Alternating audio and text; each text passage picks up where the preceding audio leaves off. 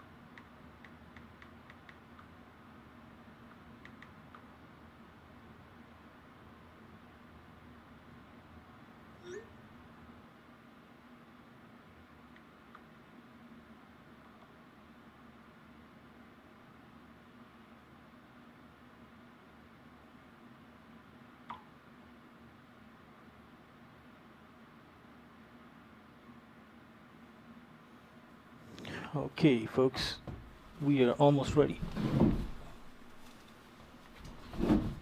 Need to prepare for pushback. Aircraft is still linked with the jet bridge, but folks are already boarded.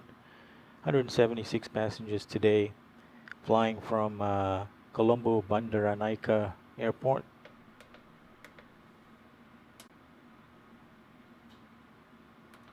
One zero one two.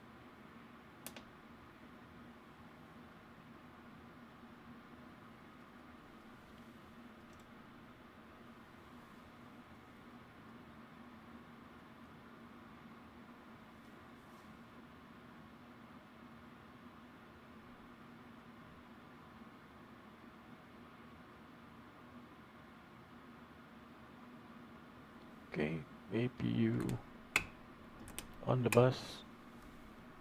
APU bleed air is on. And we're going to switch the packs off right now to get ready for takeoff, for pushback. Okay, so pretty simple for us to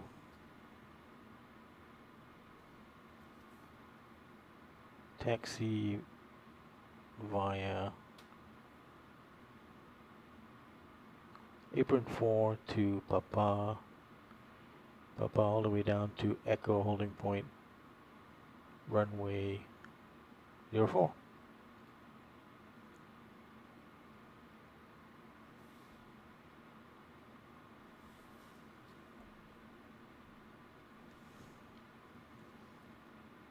We have still got 5 minutes to go.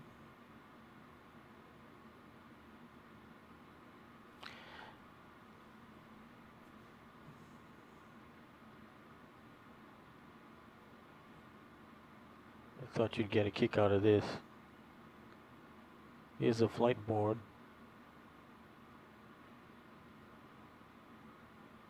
for departures out of Bandaranaike.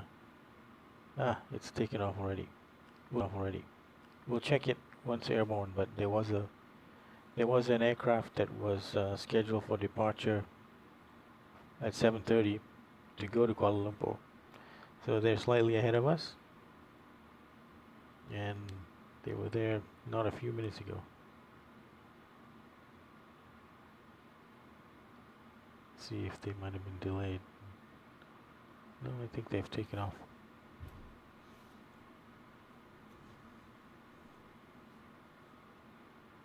It was a UL too. I don't know what that.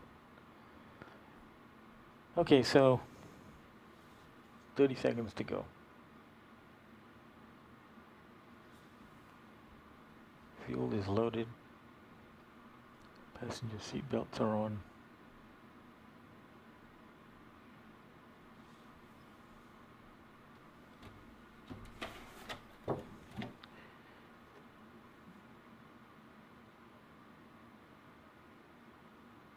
Okay, before start, flight deck doors closed and locked. Fuel is in. We'll just double check. against the plan. The plan called for 20,500. Yep, we have that. Passenger signs on, windows locked, mode control panel has been set. Takeoff speeds have been set. CDU pre-flight has been completed. Rudder and aileron trim are set. Taxi and takeoff briefing completed. Anti-collision lights. I think we put those on when we're ready to taxi rather than push back. Okay.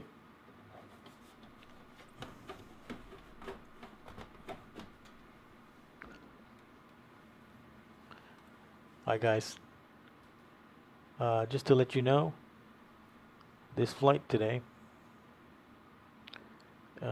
is from Colombo to Phuket, and it is one of two sectors that I'm flying to celebrate my dad's 100th birthday, February 20th, 2024, and he was born in February 20th, 1924. But sadly, he passed away in 2019. So, well, when he was 95. But I wanted to take this opportunity to celebrate his 100th with two flights tying three different places that had a special meaning, special place in my dad's heart. Sri Lanka, Phuket, and Malaysia, and maybe we'll chat about it on the way. But let's get busy with the pushback. But happy birthday, Pa. He was born in England, so we are in Zulu time, February the 20th. Okay, prepare for pushback.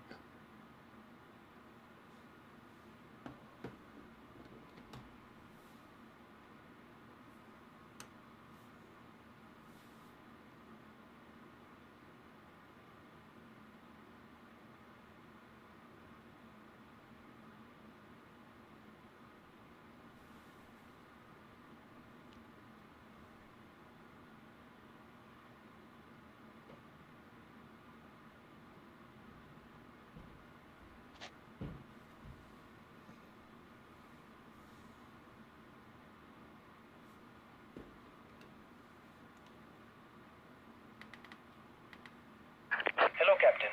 We are ready for pushback.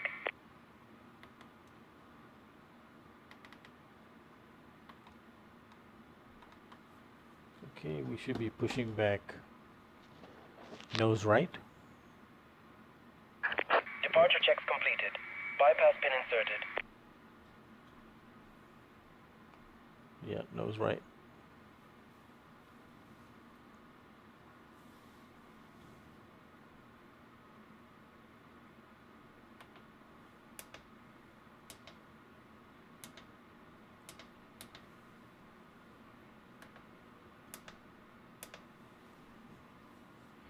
Here comes the tug. Locking gear. Fuel pumps on.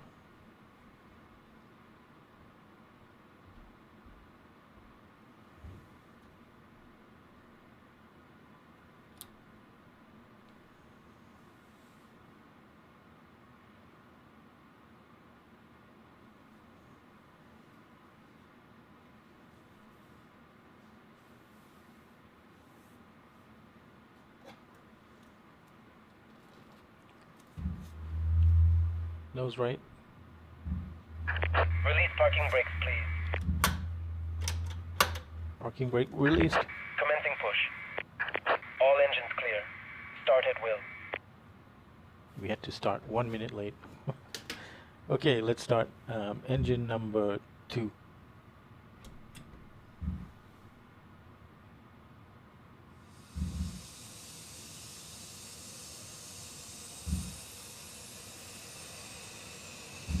So, like I said, it is my dad's birthday today. I had a special message in the flight plan today. Happy 100th birthday, Pa. Lots of love from all of us. Hugs and kisses on this special day. We have 176 passengers on this aircraft, and that is a full flight for this SpiceJet Victor Tango Max. Okay, fuel on. No extra cargo, but it's still a full flight. And the flight time today is going to be about 2.5 hours, maybe a little bit more, a little bit less, depending on the situation. So it's in the morning here in Colombo, 25 degrees centigrade outside, slightly overcast skies, should have no problem. So enjoy this flight, celebrating my dad's 100th birthday, and hopefully we'll get some views of the Nicobar and Andaman Islands as we cross over this large body of water. And I will point out to you Unlocking gear. maybe the islands when we get to them, and before then, interesting parts of Sri Lanka. So the flight plan is going to take us over, crossing over the mountains of Sri Lanka. And so there's Adams Peak, a very famous place. Okay, let's start engine number 1. Will be to our right as we cross over to the other side of Sri Lanka, and then we've got a long stretch of water until we get to Tow truck disconnected. Bypass pin removed. Left is clear. Right is clear. Motoring into 21%.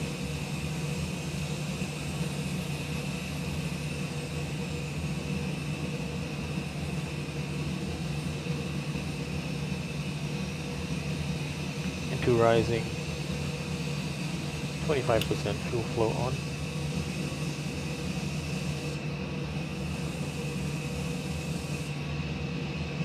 Okay, let's get us back onto our chart. We are on a, sorry,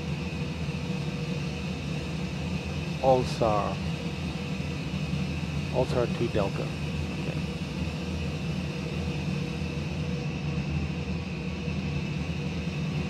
Okay, let's set flaps to 5.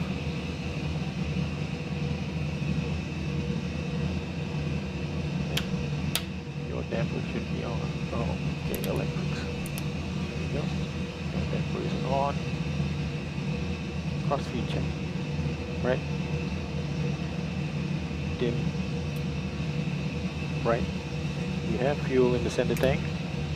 We need to put the center tank fuel pumps on. Okay, we'll put the taxi light on.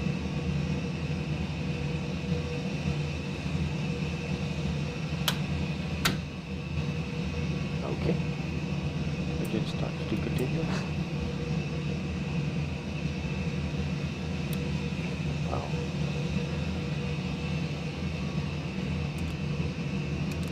Okay, put the engines on the bus. APU is off the bus. Okay, we're getting all through.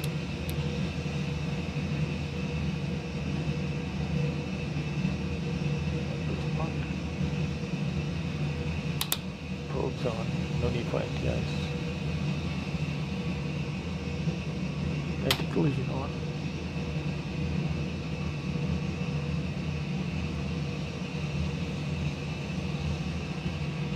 Okay, we can take the APU bleed off.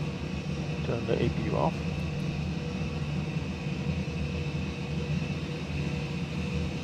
Landing altitude has been set. Flight altitude has been set.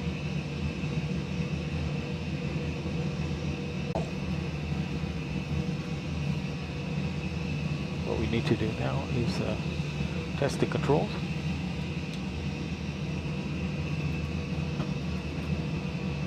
Right, center, left, center, forward, center, up, center, rudder left, center, right, center. Okay, controls have been checked. Let's reset the fuel flow. Show only the essentials. So that's where we're headed, is the other end of the runway. So we're going to take a left, as we discussed. False start.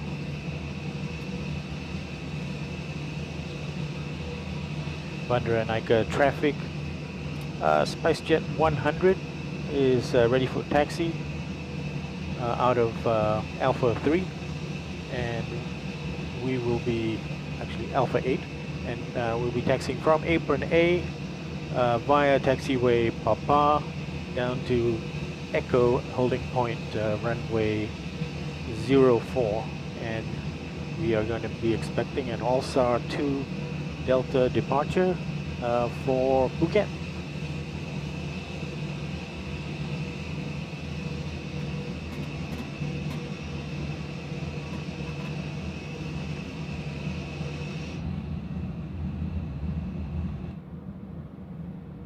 Okay, let's begin the taxi.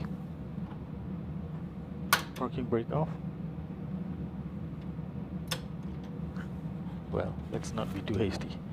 Okay, let's do before taxi check. Generators on, probe heats on, anti-ice not needed, isolation valves have been switched to auto, engine start switches are on continuous, recall checked, auto brakes set to RTO, engine start lever.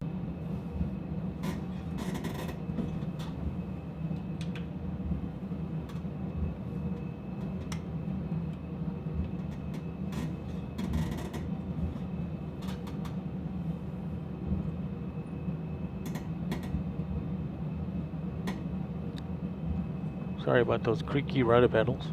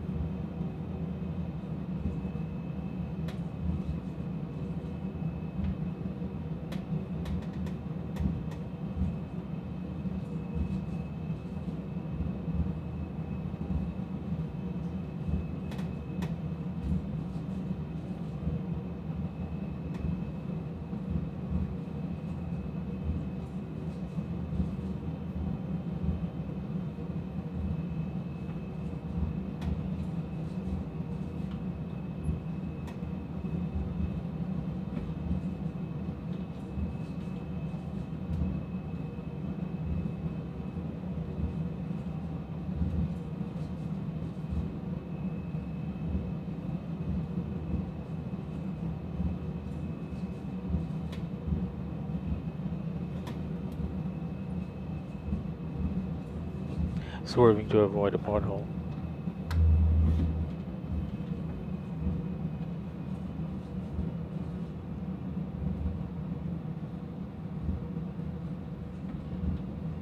Initial altitude will be 5,000 feet, but we'll set that to a high altitude on the MCP app once we're airborne.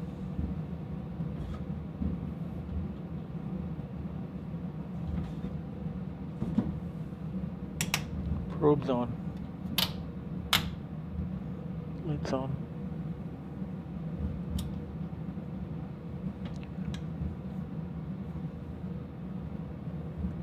Put the weather radar on.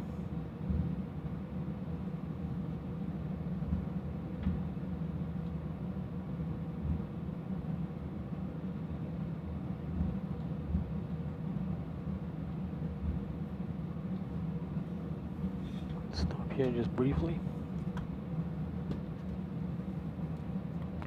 Look left. I don't see any traffic coming. Look right. Nothing, but you can see the haze in the air though. Smoke is on, tower mode is on, and we've got terrain set on that side, and we've got weather on this side. Okay. Bandra Naika traffic, SpiceJet 100 is lining up runway 04 for departure on Allsar 2 Delta departure for Phuket, Thailand.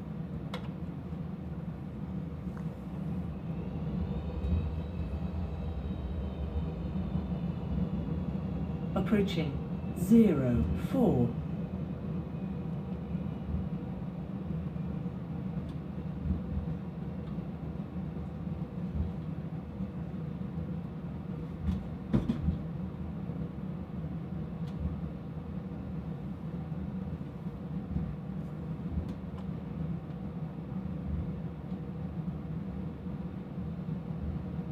Okay, Victor, you all ready? Okay.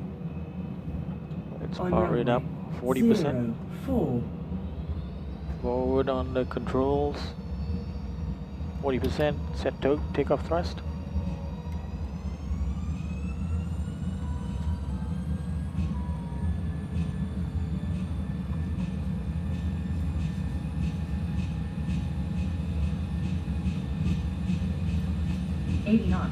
Release forward pressure.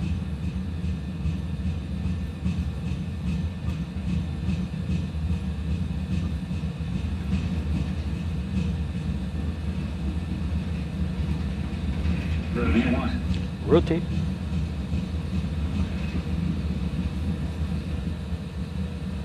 Positive rate, gear up.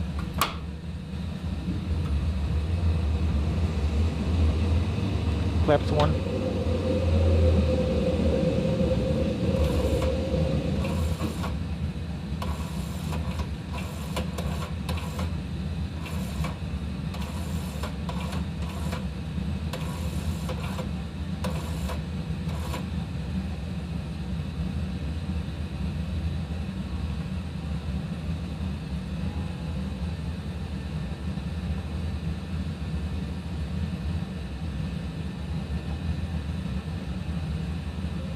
Flaps up. Bank angle, bank angle. Bank angle, bank angle. Alright, alright. Bank angle, bank angle.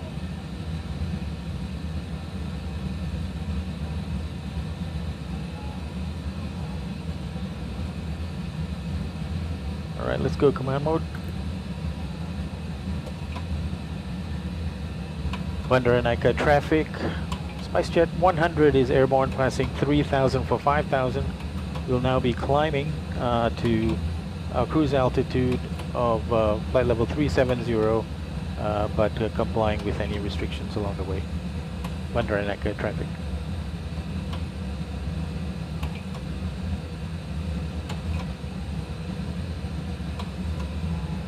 Chris, that was for you. I held on to the controls a little bit longer. I'm trying to do that increasingly. Okay.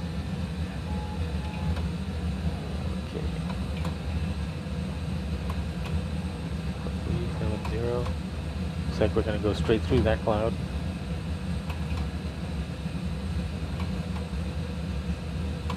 We do have a D rate of 2.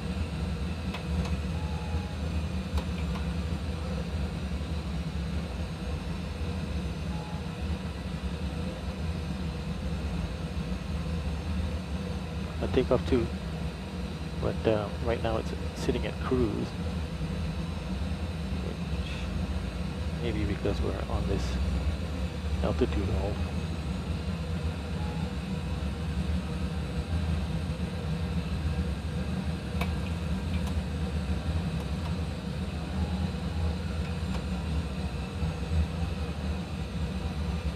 Still have a altitude hold until Bravo India 852, which is this one.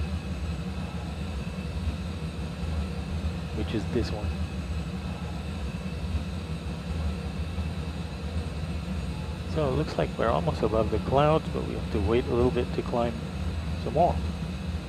Okay, after takeoff checklist. Engine bleeds are on, and packs are on auto. They are. And landing gear is up, and flaps are up no lights after takeoff checklist completed.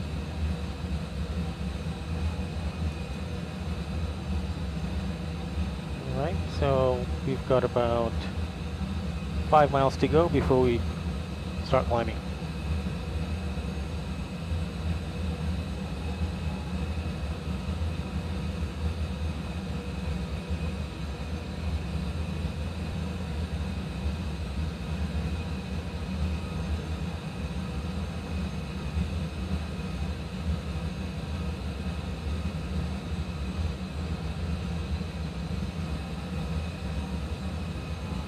Because it's we're limited at 5,000.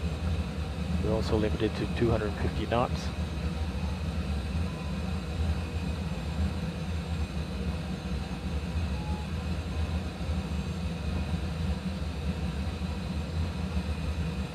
Okay, about a mile or so, we'll start climbing again.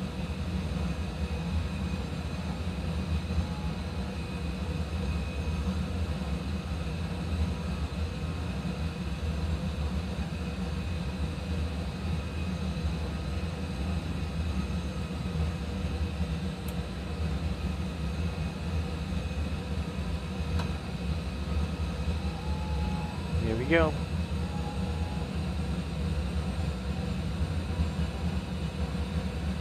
But we don't need the lights anymore.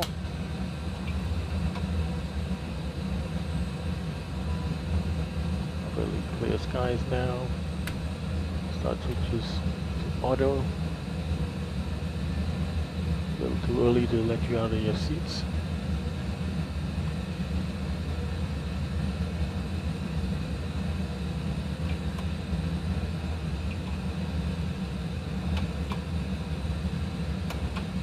Okay, we're about to cross, you can see from the chart,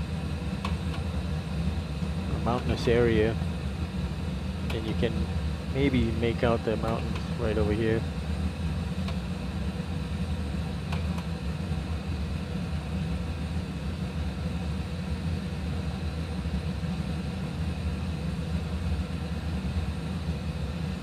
If you look on the chart,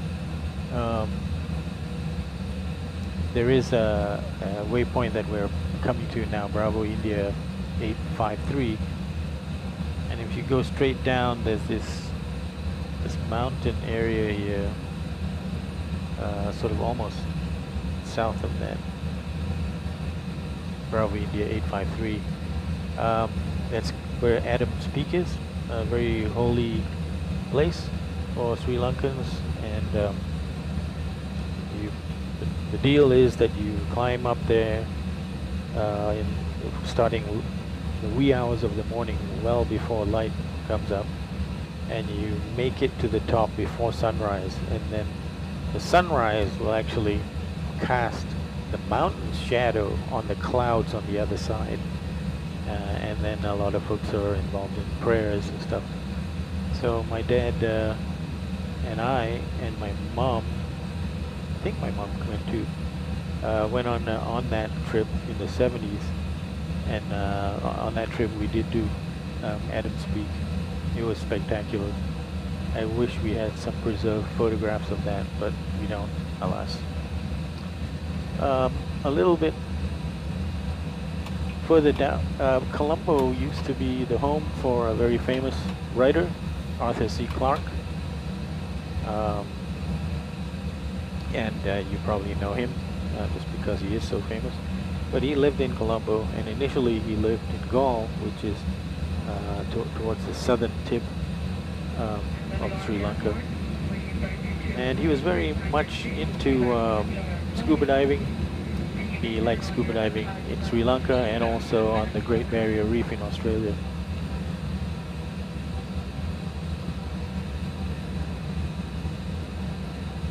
So let's do a fuel check here.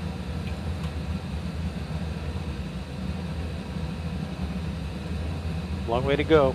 Don't want to be caught short. Okay. So what have we passed? Bravo 1, 853, 90.2.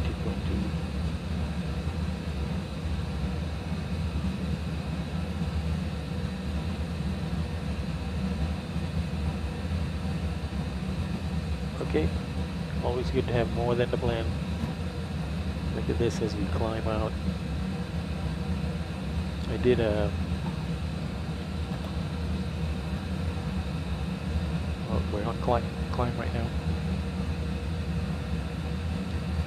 Passing through 12,900 feet. It's actually flight level 130 now. Transition altitude has been passed.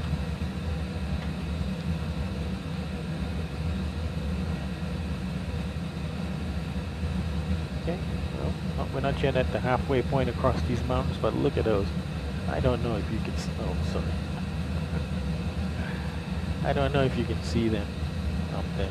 Maybe I'll try to give an outside view so you can see them better.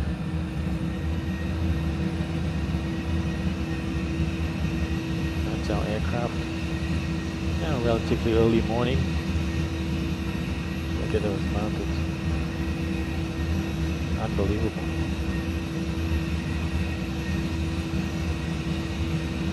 And they're not that, I mean, well, I guess we can see the profile here on the VSD. It's not that close, I mean, but it looks spectacular. And look, it just continues on. That's unbelievable.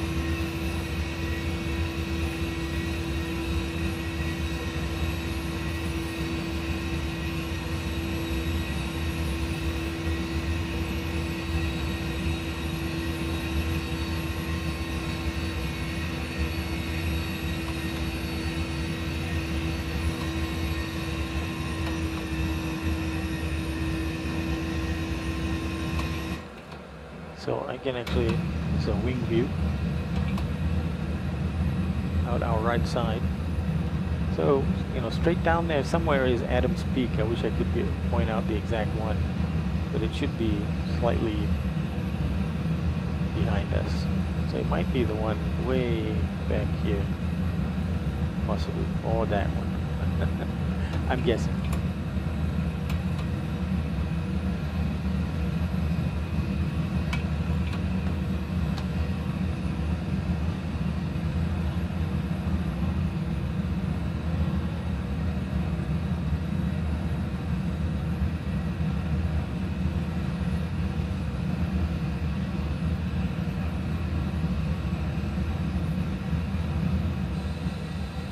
That's our forward view.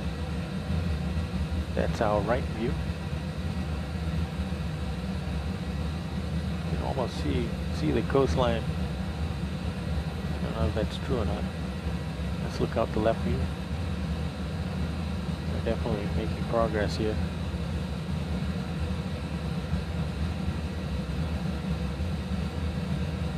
The wing view. Interesting one for now. Okay, we're passing 20,000, flight level 200.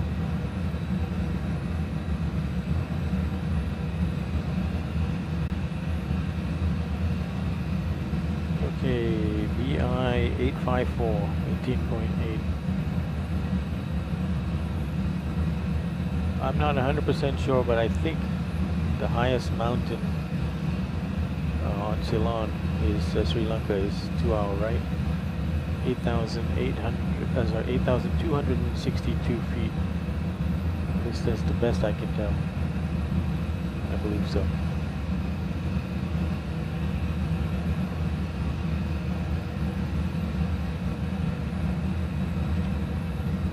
The 854 was 18.8.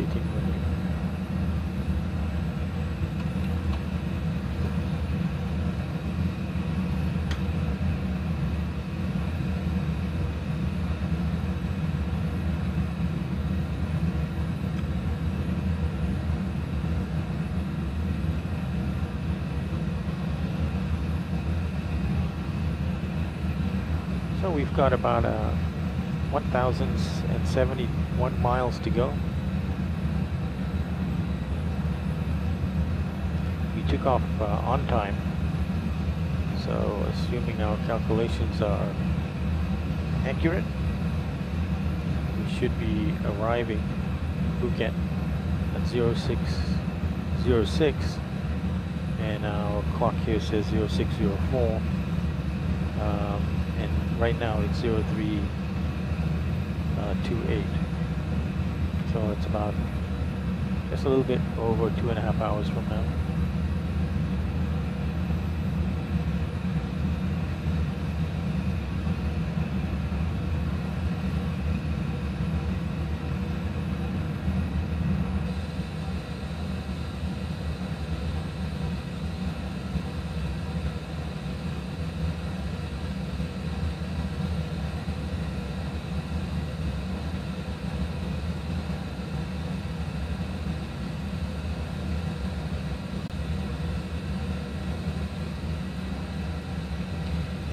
In 2.5 hours time, when we get to Phuket, I'll try to give you an idea of what the conditions are going to be like.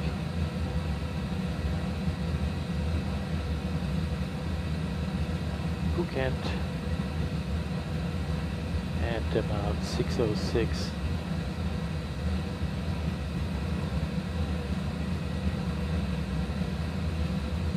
Okay, we're gonna have winds from the west. So what that means is that the approach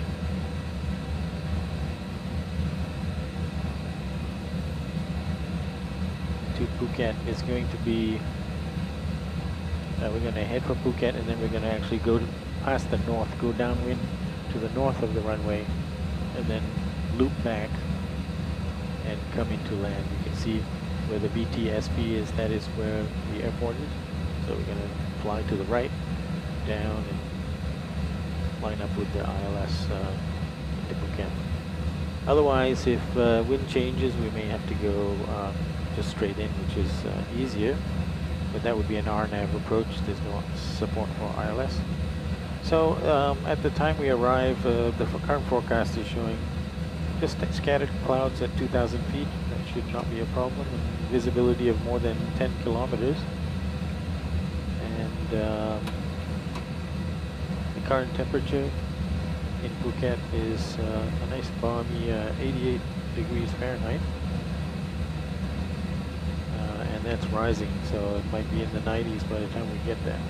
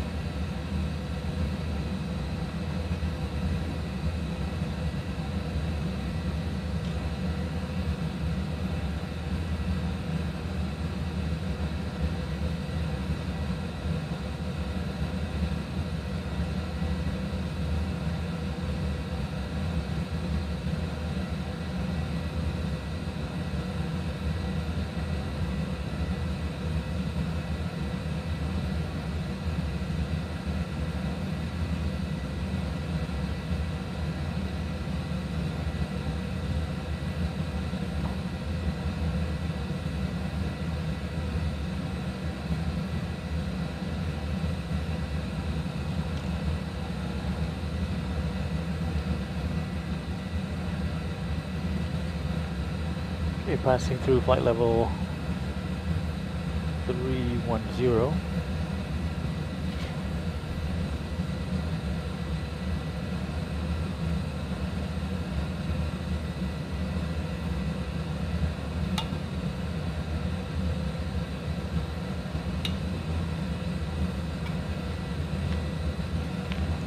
Let's have a look at what the activity is on VatScope.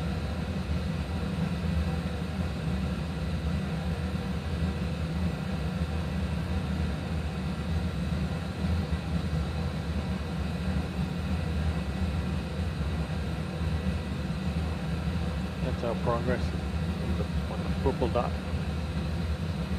across Sri Lanka. Probably got a good view now out the window.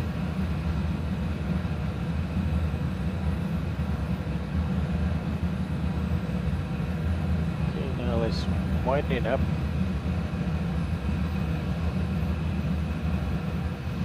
no ATC. Weekday in the morning.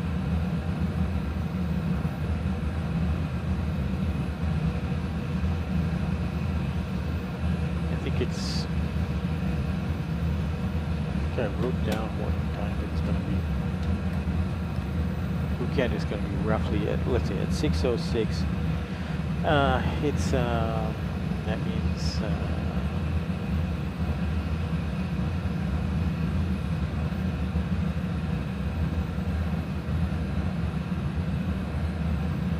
oh look, there's the coastline.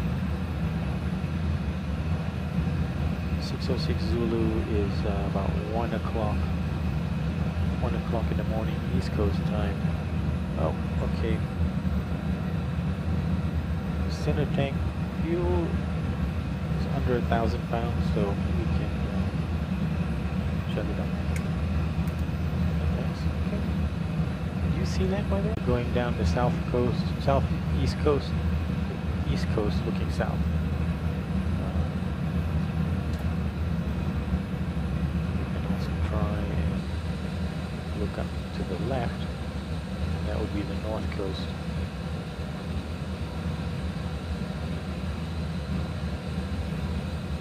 So if we have a chance, of course, at all opportunities, we'll try to conserve on the fuel. We actually have, for an airliner, we've got a fairly aggressive cost index of 60, which means we go a little bit faster than everybody else. But looking at my VNav now, there's other ways that you can economize, and that is by going higher. I'm looking now. Our current target cruise altitude is flight level 370, in other words, 37,000 feet. But the optimal flight level is 37,600 feet, which is not an even or odd flight level. And then the maximum is about 38,700 feet.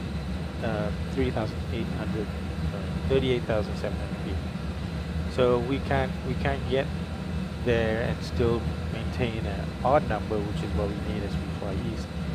So we're gonna, in other words, stay at flight level 370 for the whole trip, and we're getting there within 2,000 feet from now. Okay, so at All-Star we had 17.9 fuel remaining.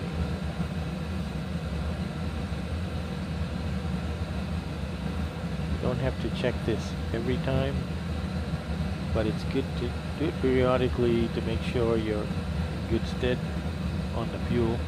Right now we're 500 pounds more than the plane, which is great. Okay, sorry, did I finish looking at this? I wanted to look at the other chart. Okay, yeah, no, looks like we are the only ones in the Bay of Bengal. How amazing is that? You know, I don't know how often that happens, but right now, there we go. Ooh, we are right over some sort of weather. What on earth is that about? Wow. But I mean, I'm not feeling it. Are you?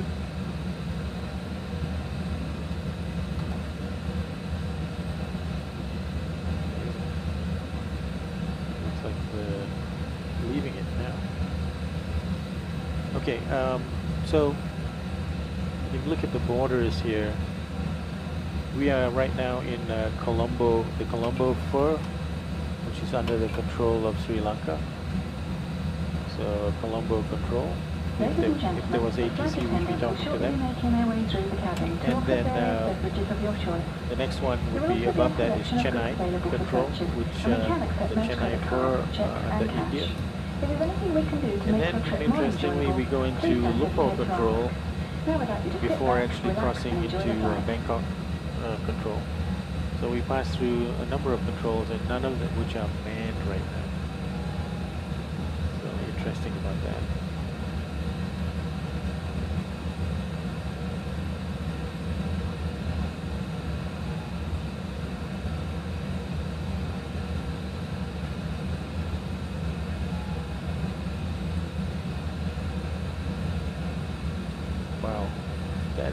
odd looking sky.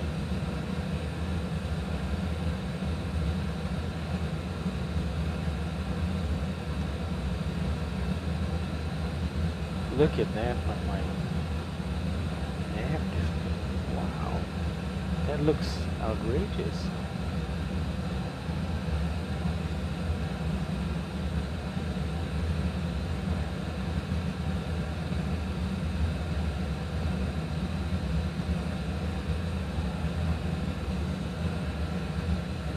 Dim that down because this doesn't seem to be realistically reflecting what's down here. There is some oddness there, but it's very mild up here. We've got 15 knot wind.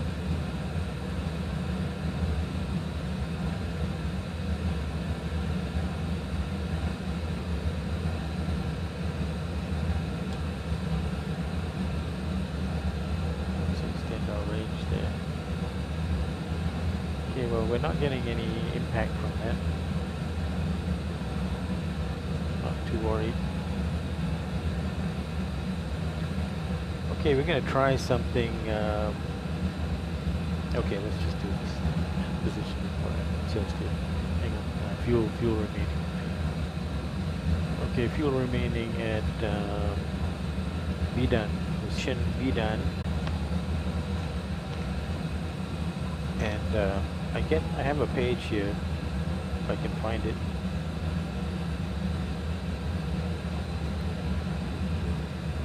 Yeah, it's under FMC-COM position report. So it tells you position VDAN at 0337 at altitude flight level 360. So our last waypoint in the plan, that's where we were. And then our next waypoint will be, next is Idudo, estimating at 0403. Okay. And then the next waypoint after that, will be ANSYS. So that's how you do a position report. So we will do that when we get maybe a little bit closer to Idudo.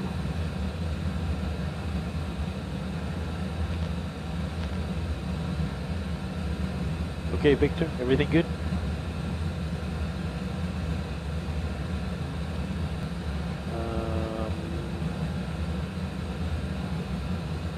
Destination ETA.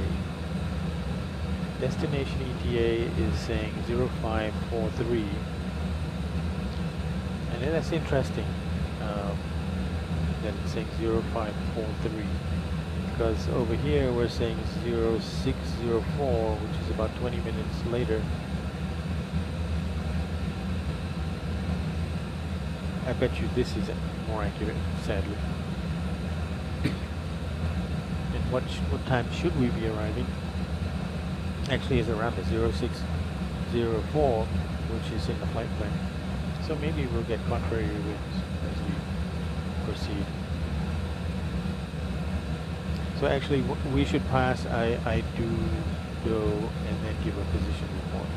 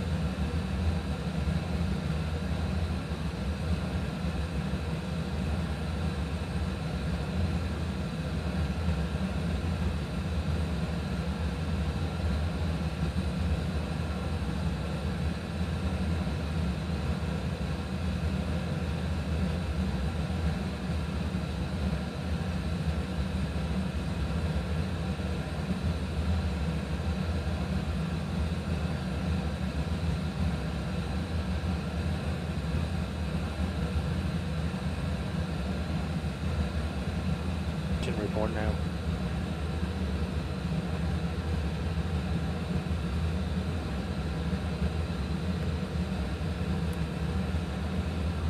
All stations on Unicom traffic. All stations are Unicom traffic.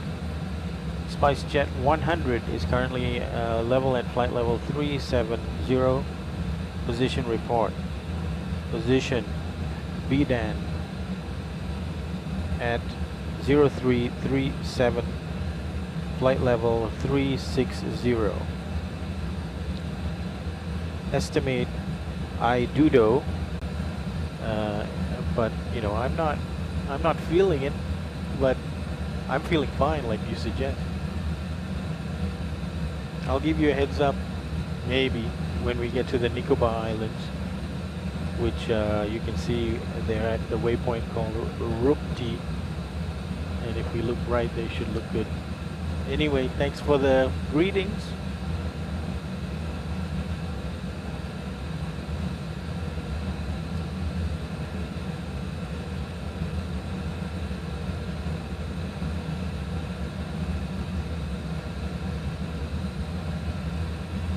So this is one of two flights, like I've mentioned before, celebrating my dad's 100th birthday.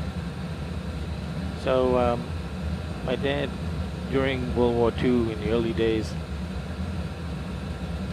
he spent time with his mom in my grandmother in underground shelters during the raids on London. And it frustrated him, and that was a contributing factor that he wanted to participate. So he enlisted in the Air Force, Royal Air Force, and RAF, and they picked him up. But when they did medical checks on him, he had blue-green color blindness, so he wasn't allowed to fly, which, you know, was kind of got him upset a little bit, but he soon found a place,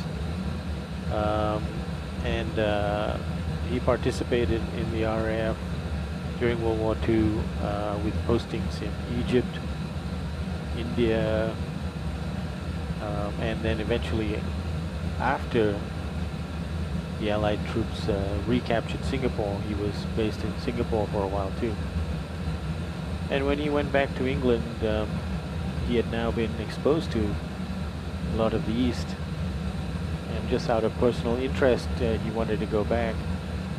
But also, after he went back to England, he became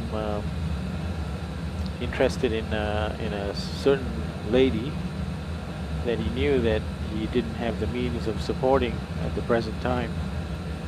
So he looked for opportunities to make more money, and he found one in Sri Lanka. It was a posting to be an assistant, I think, to a tea planter. I may have my facts a little bit mixed up, but he had at least one, if not two jobs in Sri Lanka.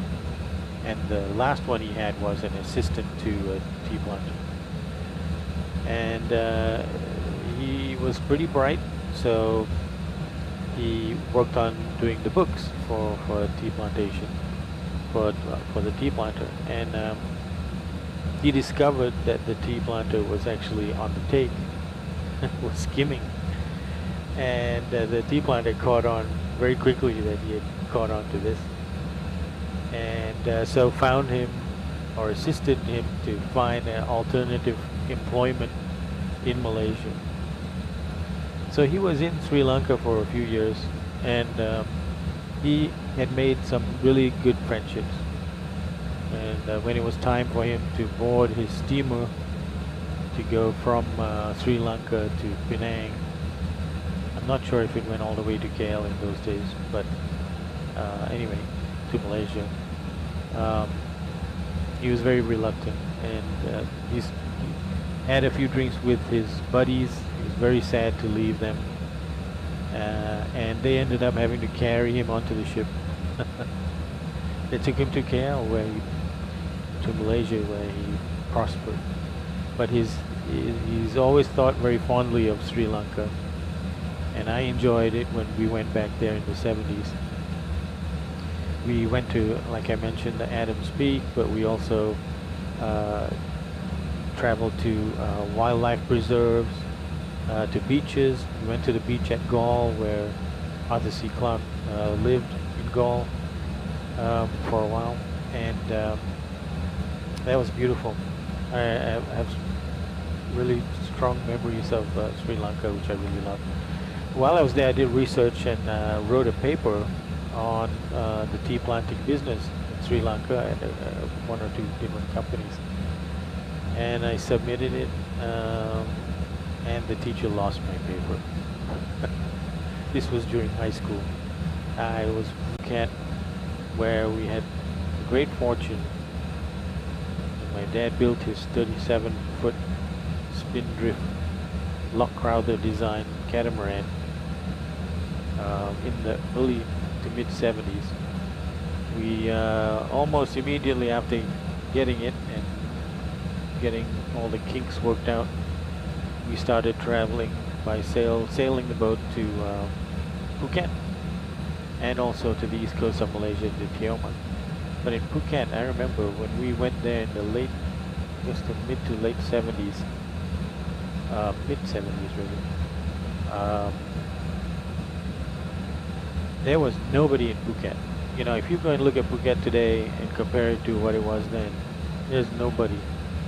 And so much so that we actually had to find streams to collect water. And you know, we were staying on the boat for months at a time.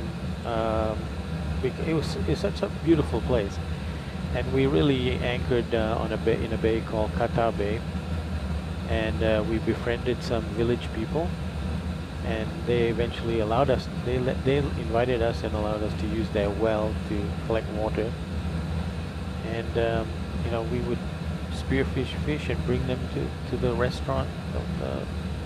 And they would cook the fish, and we'd all enjoy ourselves together. We made really good friendships in Phuket. I suppose from our boating days in the 70s and well into the 80s, we were there, and eventually my dad had an opportunity to actually build a house there, and it was situated on a cape between Kata Bay and Kata Noi, which is to the south. And the house was all wood, octagonally shaped, but with the wooden thatch roof, with a little bit of concrete and bricks, stones. But beautiful house, and sadly we don't have it anymore. And my dad gave it back to the group that allowed us to build there in the first place. We had a great time in Phuket, and the memories stay forever. So that's a little bit about the experiences that my dad and my family had in Sri Lanka and Phuket, and that's why we're doing this sector to celebrate my dad's 100th birthday. Happy birthday, Pa.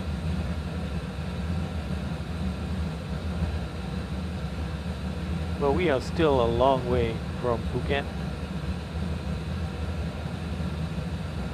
Despite the redness on our multifunction display weather, it seems to be all below us, if anything, but I don't even see anything major below there.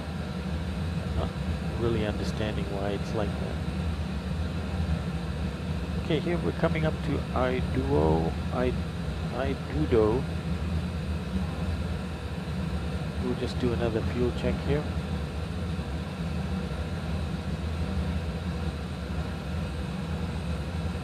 This is a nice long enough flight that we should be able to estimate whether we finally got our fuel bias right by setting it at M or minus 17. So this next is Idudo, okay. Coming up, and it's calling for 16. Yeah, we're getting plenty, so you know, I wouldn't be surprised if I end up wanting to increase that number further from -17 to -18. That's actually what the math was showing, was to make it like 19, -19. Maybe I should listen to the math. Well, let's call it 16 remaining. One thing that... Oh, yeah, 116. One thing we should look at is the top of this flight plan. Oh, by the way, I'm not sure if I want to try it or not. We're approaching our ETOPS entry point.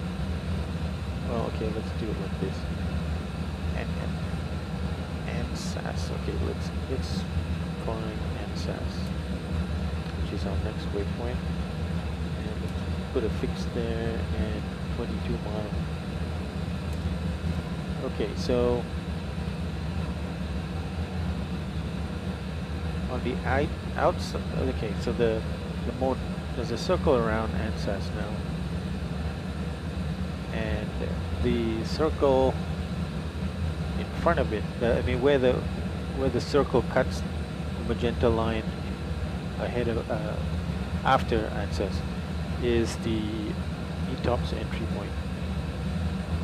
So this aircraft, depending on how you get it classified, right now for the purposes of this flight we are 60 minutes ETOPS, extended twin operations, and there's actually another more modern term for that which escapes me for now. But what it means is that you're allowed to, it's assuming that you're generally speaking, you're within 1 hour's flight from a serviceable airport to land at. But there can be a segment in the middle of your flight, or any part of your flight, where you are outside that 1 hour range, but it can't be more than 1 hour. So the ETOPS part of your flight cannot be more than 1 hour if you have an ETOPS 60-minute rated aircraft. I think now they're like 120, 180-minute ratings. But I just, for this purposes of this flight plan, yeah, you didn't need to be more than 60 minutes. Because literally the gap between ETOPS entry and the ETOP exit is about 120 miles, if I'm not mistaken. So let's mark out where the ETOP exit is. So that's when we become within an hour's flight to an airport, and I think that's Aceh, northern Sumatra, which we can reach once we get to ETOP exit. So the ETOP exit is related to waypoint Sulto. So let's take a look at Sulto and put that on the fixed page. And we'll put let's see how far away. Sulto is 54 miles. So 54 miles. Okay. Alright, so let's take a look at that. So you can see there is that little gap from here to here. That is the ETOPS phase of the flight. It's not very far, is it? Gosh, is that right? Or is it after? Oh, sorry. I take it back. It's the where the circle intersects after Sulto. So let me make that a bit bigger. Yeah. So I take that back. So it's from here, this point, to this point here. Yeah, which is about 120 miles or so, something like that. Back in the day, they had different procedures for extra precautions during the ETOPS phase of flight. And some of the procedures on earlier 737s also were to fire up the APU before entering the ETOPS phase of the flight. Just in case your engine's cut out and you wanted some form of power to be able to power some of your equipment on board. But they don't require that anymore. more in the modern day. I'm not sure why. Maybe APUs have been much more reliable to start up, or it's very unlikely that you can have both engines fail. Okay, so we did pass Idudo. So let's do a position report.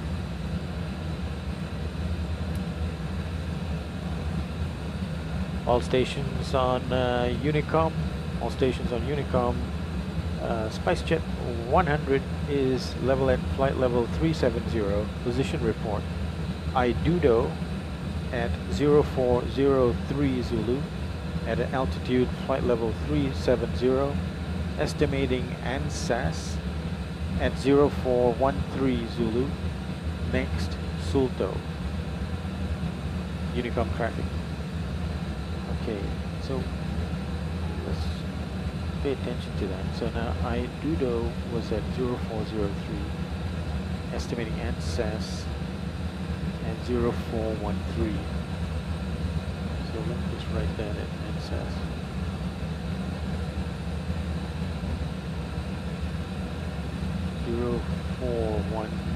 That was the prediction. And over here it says 0413 as well. And over here it says 0413 as well. But not here. There it says 0419. So that apparently that is based on the flight plan. But was the flight plan so off?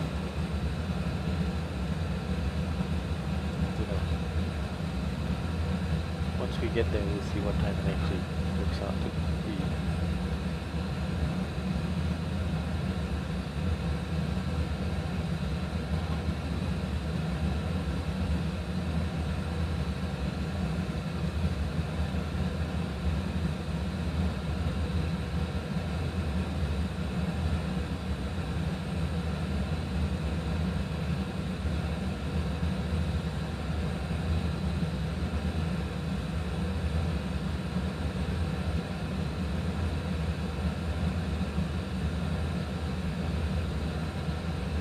So we should really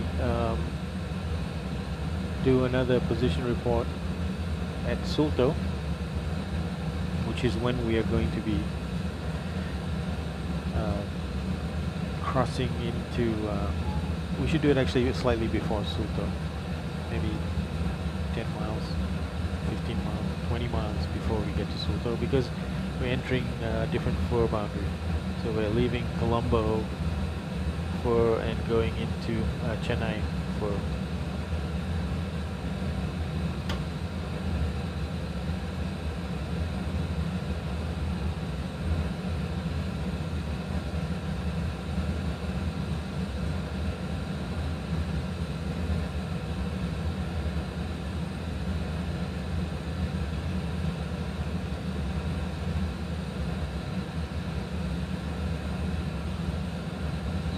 sure that we still have a presence on the network.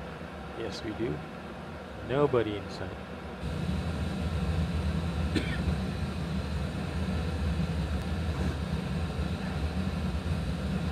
Early morning. Let's try to figure out what time it is that we're going to get to Phuket. So let's say 0. Let's just pay attention to ANSAS first, 0413 prediction.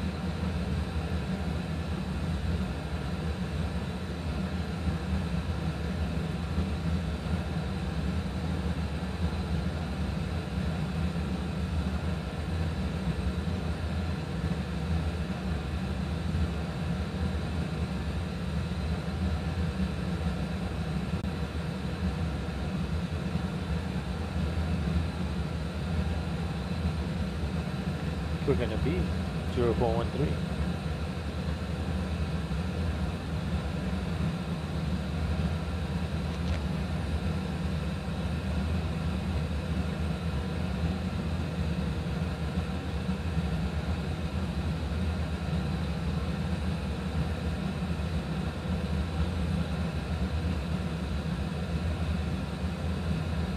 So just remember that this is where the ETOPS entry is, and this is where the ETOPS exit is.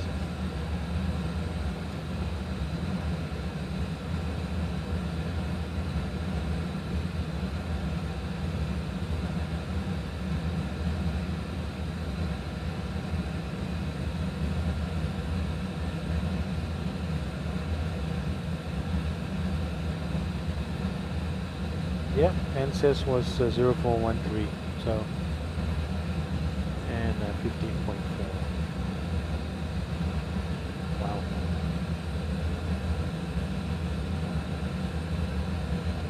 And that was 88 degrees headwind of 19 knots.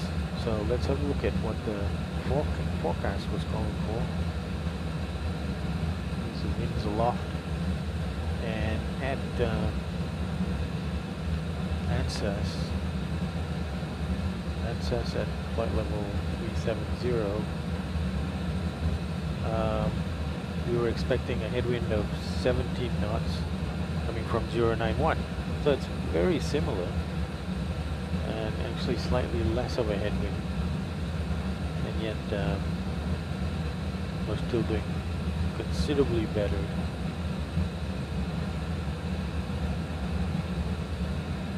than the projections. We're already got 900 pounds more than the plan. I guess you got to be worried about the report getting to a floor boundary. But what we have to be concerned about is right here, the landing weight. So we got plenty of room there. We have, in the plan anyway, we'll be landing with 7,000 pounds under the landing weight. No problem. I don't think we're gonna get that much over our plan in the projections. So I don't think we have an issue to worry about having to burn off fuel before landing. And then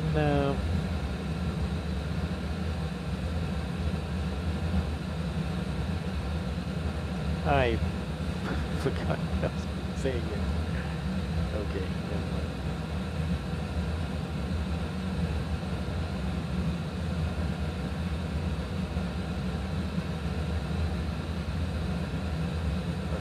Back to the plan. Okay, there's Soto.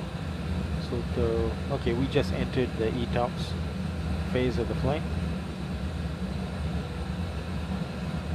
and you can see that. There you go. So ETOPS entry right here. ETOPS entry, which is 22 miles after ANSYS. That was 22 miles after ANSYS.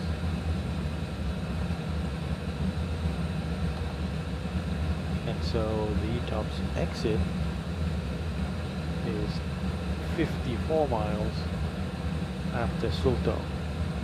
So 54, you can see it's even labeled here that this is a 54-mile ring. So after Sulto. So we're currently in ETOPS phase.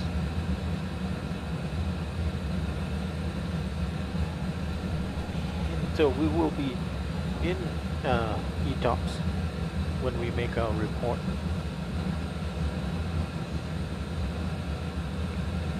Okay, well, timing of the next at roughly 8:50 in the morning. So a nice daytime flight. I think the timing of the next sector is going to be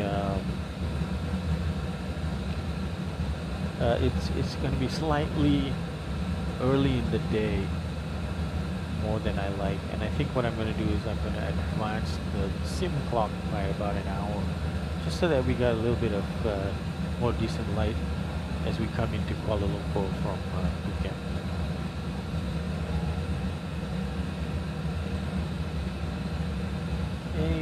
So maybe about 20 miles from Sulto, we'll do another position report and mention that we're going to be crossing into the Chennai fur boundary.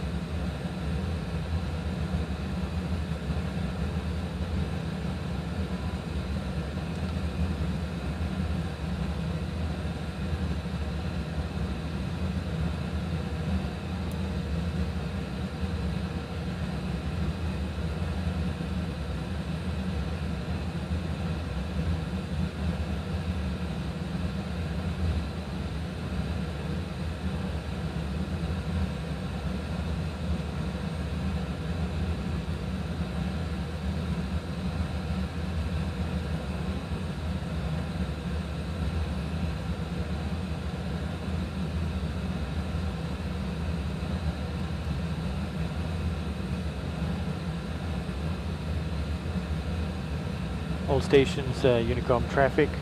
All stations Unicom traffic. SpiceJet 100 is at flight level 370, 20 miles from waypoint Sulto, and about to cross into the fur boundary for Chennai from the fur boundary for Colombo.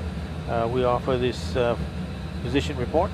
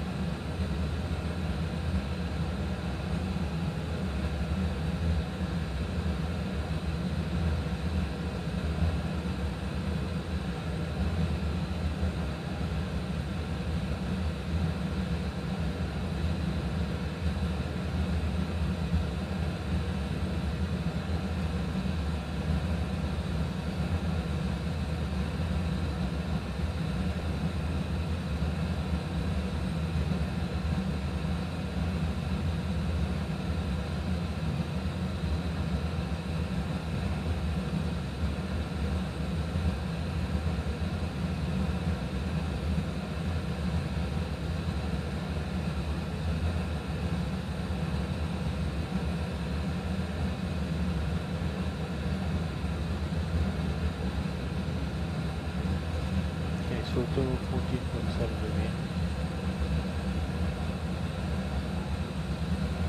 Good. Wow. And then 0425.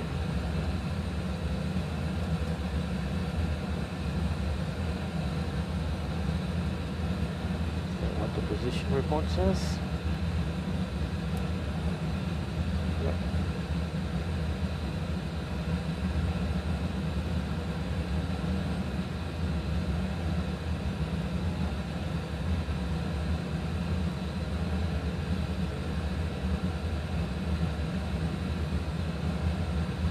Gosh, that's a lot. It's 1,600 pounds. More in the tank.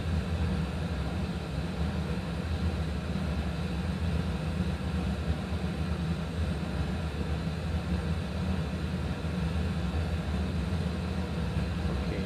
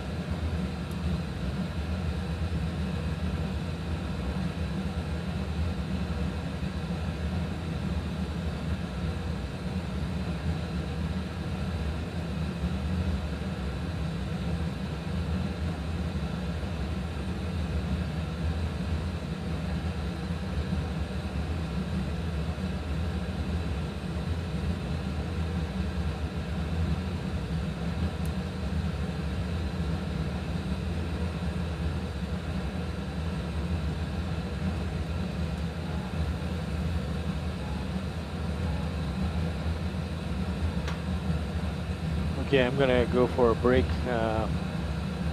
when we get to Sadri.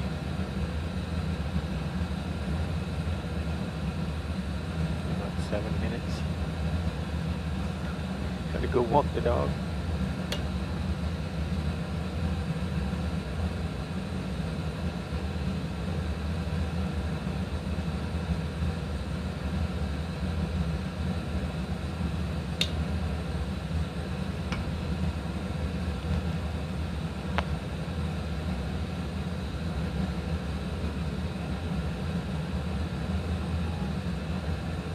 Right in the middle of the Bay of Bengal now.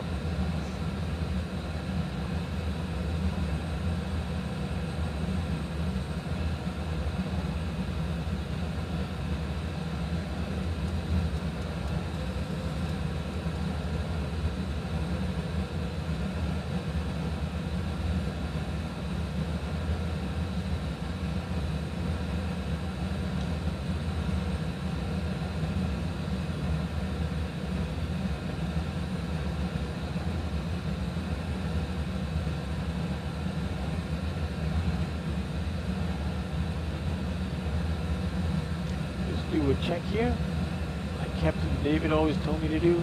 Top pressure is sitting at right around 40. Temperature should be about 22 degrees centigrade. Pleasant experience in the cabin. Passenger come up. I wonder if the cabin altitude is the outside one.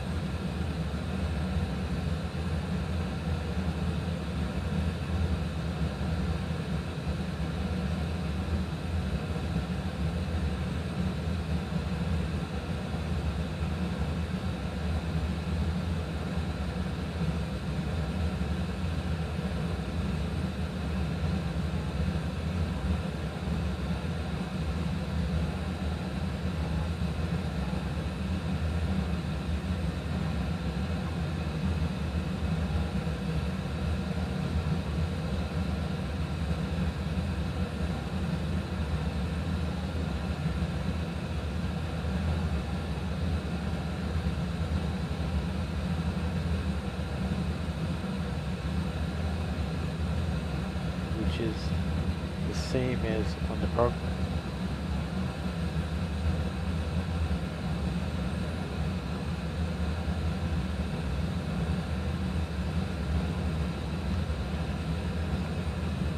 Okay, Sadri is coming up. I'm glad to see these ETAs in this column seem to be more accurate. So let's see at the end, landing is showing 603, which is the same as on the progress page for our destination. So that's all in sync. Let's see if that 603 keeps up.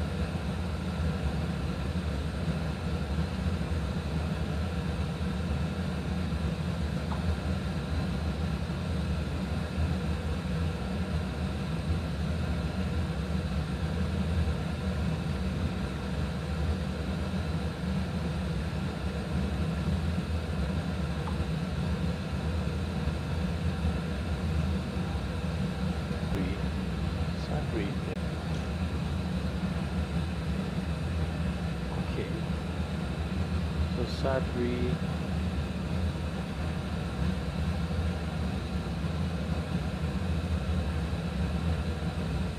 oh, we already recorded Sadri. So what are we looking for now? 14. Oh, Sadri, did I just jump the gun somewhere? Sadri 0435.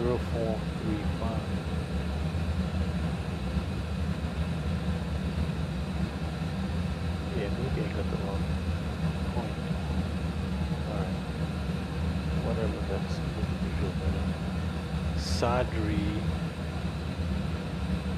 0435.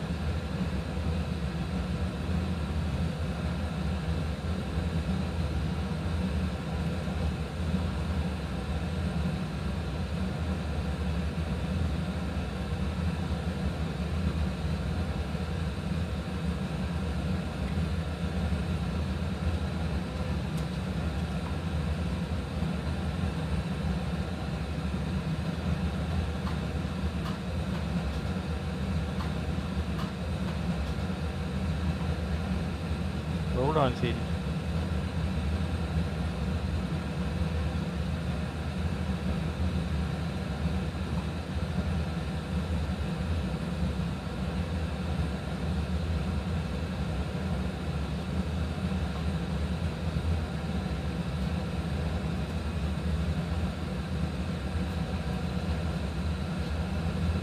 Sadie, hold on.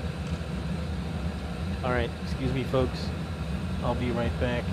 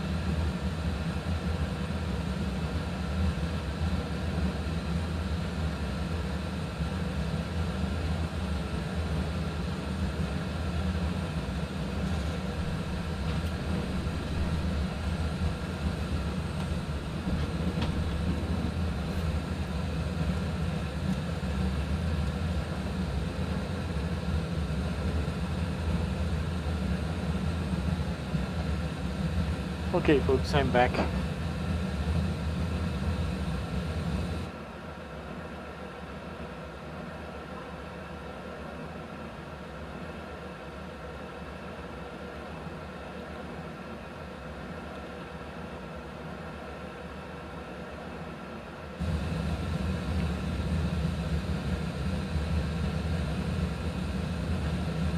I am back. Okay, so how far away are we from Rupti? Rupti 508 is being estimated here. 508,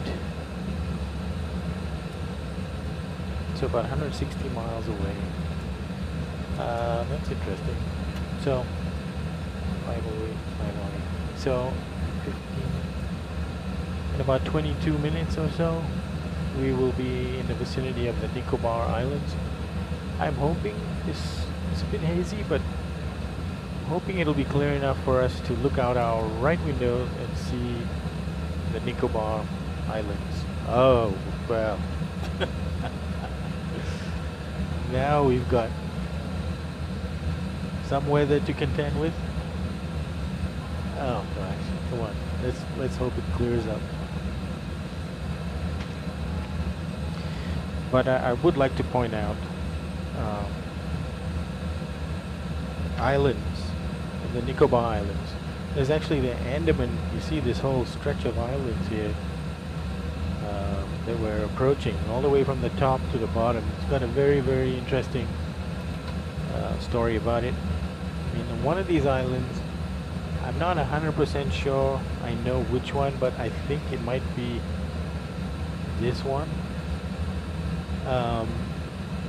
Is a reserve for Aboriginal population, and that Aboriginal population is a very ancient one, and related also to the Australian Aboriginals, and also some of the Aboriginals in Malaysia. But they're distinct from others. But they've been isolated on these islands for, tens of thousands of years, and yeah, they're quite different.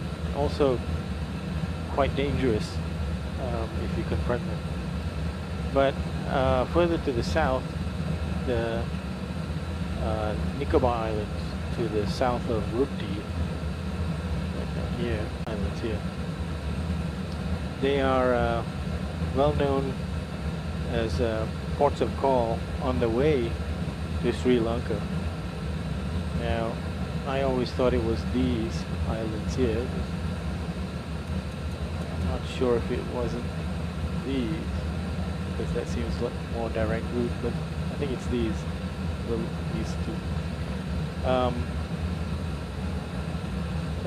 Bordering ports of call for whoever was sailing from Phuket to Sri Lanka or to the Maldives. Actually, yeah, the southern ones would make more sense going to the Maldives, which would be, gosh, wow, all the way down here in the bottom right, bottom left here. So that makes more sense. We used to know people when we spent time in Phuket. And actually in Malaysia, in Perak, we used to know a guy that he was European, but he wore a long white robe and a Haji cap. He was, he'd taken up Islam. And then he had two sons, adopted sons, that every year he would sail his boat from Malaysian waters up to Phuket, spend a week or two in Phuket, and then cut across to the Maldives. And their gig was they had a sailboat. I guess it was about maybe 40-footer, 45-footer. And their gig was, they did scuba trips in the Maldives for people who are visiting the Maldives. So they just base themselves in the Maldives for a few months and then sail back. Every year they did that. And they used to stop at the Nicobar Islands to talk about it. And I always was very envious, because we've always been with our boat, we were always coastal navigation up the west coast, up as far as Phuket, and then back around the other side of Peninsula Malaysia to places like Pulau Tioman, these islands around here. And that was plenty. That was really enjoyable, and keeping close to the coast is also not a bad idea to be able to dash in and get protection whenever the weather got really bad. But we were always envious of Haji and his two sons being able to go all the way to the Maldives. Wow, what a blast that must have been.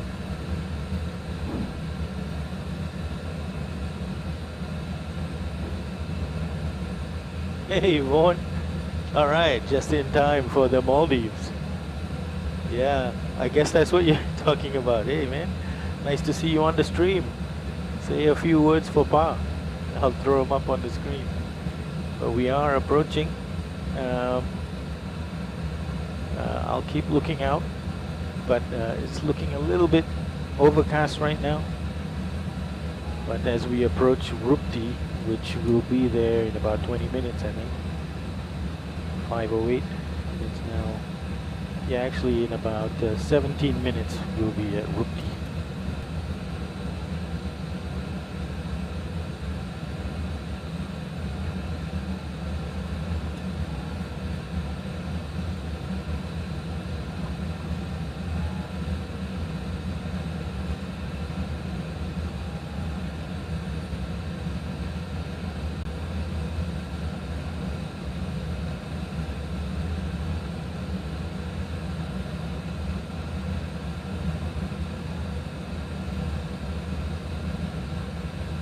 Yeah, you made it to the stream, one.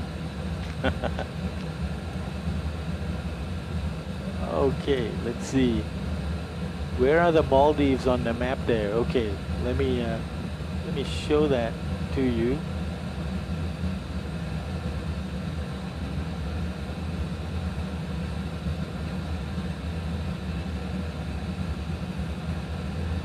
So the Maldives are here, down here. So see the very bottom right of the map. Let me zoom in slowly so you can see it. It's Mali. It's this island group right here. Look at them. Look how tiny they are.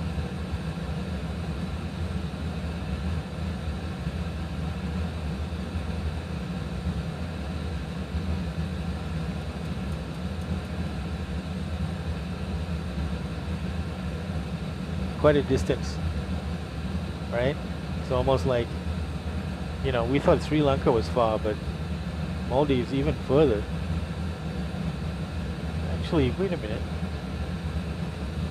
Just double check. Actually, this is it. This is Mali right here. That is Mali. Look at that. A big, massive construction going on, and look at the airport. There used to be a tiny runway there, and now they're building it out, and we've got multiple runways now. So that is Maldives. So I lost my bearings a little bit, but it's still further away. Maldives, there you go. It's even spelled it out.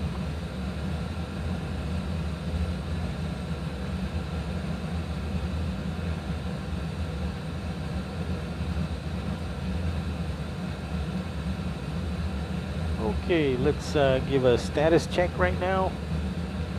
So we are about 95 miles from the Maldives island chain, and we are about 415 miles away from Phuket.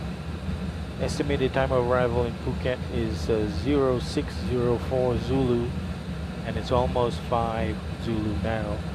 So in about an hour and 10 minutes, we should be landing in Phuket.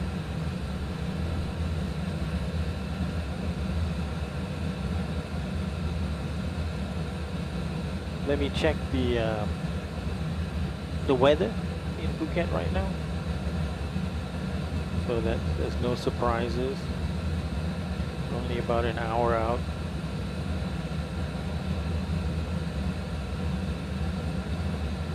So the wind has shifted now, but let's look at it what it's going to be like at 6:04.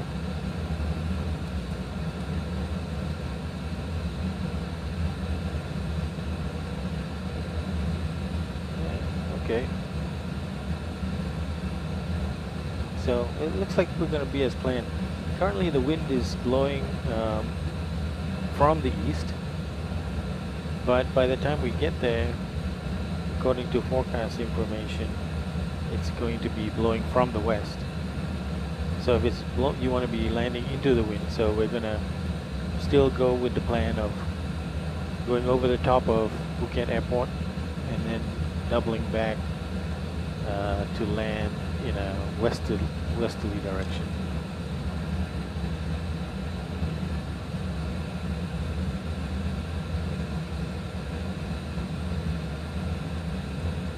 Okay, so let's set up for the arrival.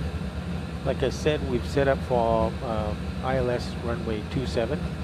That means you're facing 267 degrees. So you need to make sure that the course is aligned with the runway so that the equipment can accurately interpret the ILS signal. 267.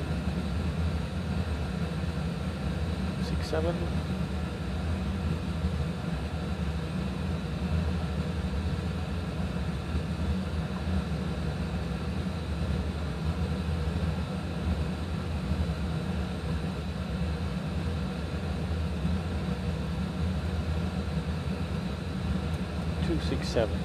Okay. Doing my VSD now so you can see how we're actually approaching top of descent. Still 244 miles away. No rush, but you gotta be conscious of that at all times. Oh, what's the approach like? What's the approach like to Phuket? Oh, I can show you that. So we have an arrivals. We're going to be on the. Hang on, it's not the right one. This is the approach. And in fact, I really should put.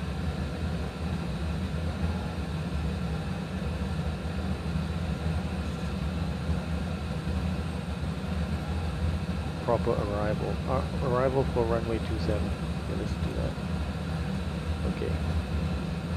So that's the arrival, the green thing. So we are going to come in from the west and then go on this Ubnen 1 Delta arrival, which is the green line. And then we're going to go what we call downwind. So we're going to go across the top of Phuket Airport. Keep going to the east, and then we're going to loop down and back and then land from the east. And the airport at Phuket is kind of like on a skinny part of the island where you come over water to land, and then the end of the runway is actually in the water as well. And then the main part of the airport where we will be parking is to the south here, this area. So it's an ILS approach, so probably the most reliable type of approach. But the ILSs require you to have equipment on the ground to be able to produce a reliable source of trajectory for the instruments in the aircraft to pick up on. But when you're coming in from the west, there is no place to put, it's all ocean, so there's nowhere to put instruments. And so you have to do what you call an RNAV approach, which essentially is like a GPS-enabled assisted approach. So there's no fixed ground equipment. It's just all based on GPSs and whatever you've got on board the aircraft that can track GPS signals. So we can do either approach, but it looks like we're going to do the ILS approach, wrapping around the top of the airport and coming back.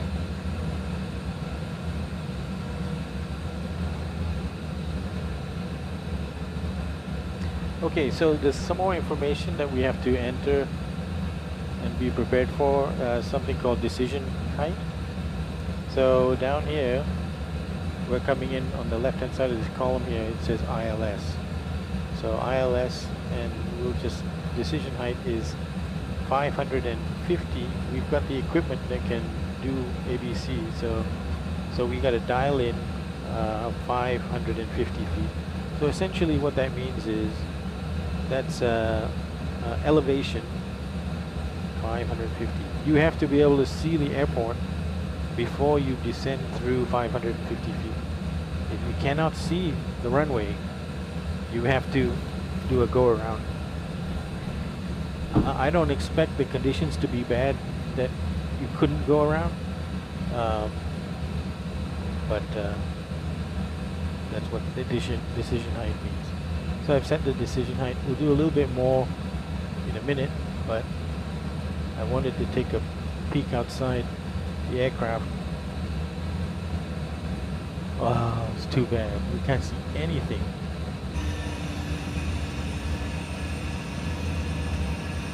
Oh, now we got all this kind of hazy stuff going on. Oh, you can see the water just straight down.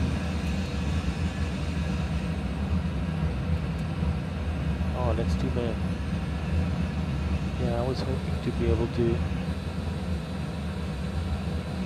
see to our right. You can see the seawater down there when you look straight down. But slightly forward, it's too hazy for us to see the Nicobar Islands, unfortunately.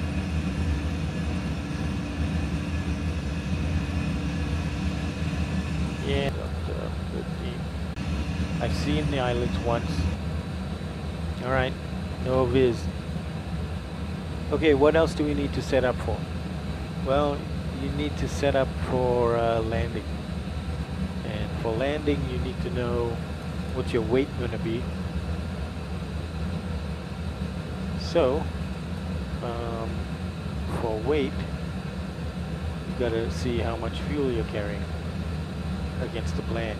So next, Dubter, for example, 13 remaining. Dubter, 13.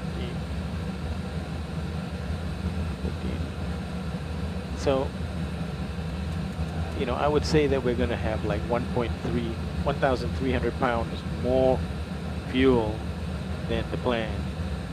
So we'll say that our landing weight is going to be around 1.3 more than this. So it'll probably be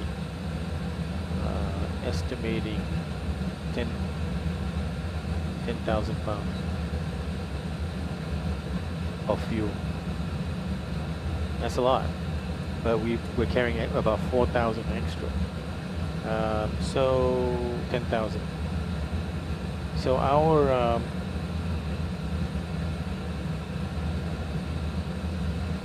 zero fuel weight is 137,000. So 147,000 would be our estimated landing weight, including the fuel. So what we do is we punch in here 147, and we end up with flaps 30 and 146 knots. Normally you would add about 5 knots, barring any excessive winds. You'd add about 5 knots. So we'll put flaps 30 and landing speed of 151 knots.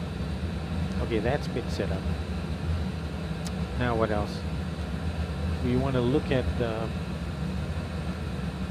yeah, go on. Did you? Happy 100th birthday, for lots of love from all of us, including you and Zane and our families and Mom. Okay,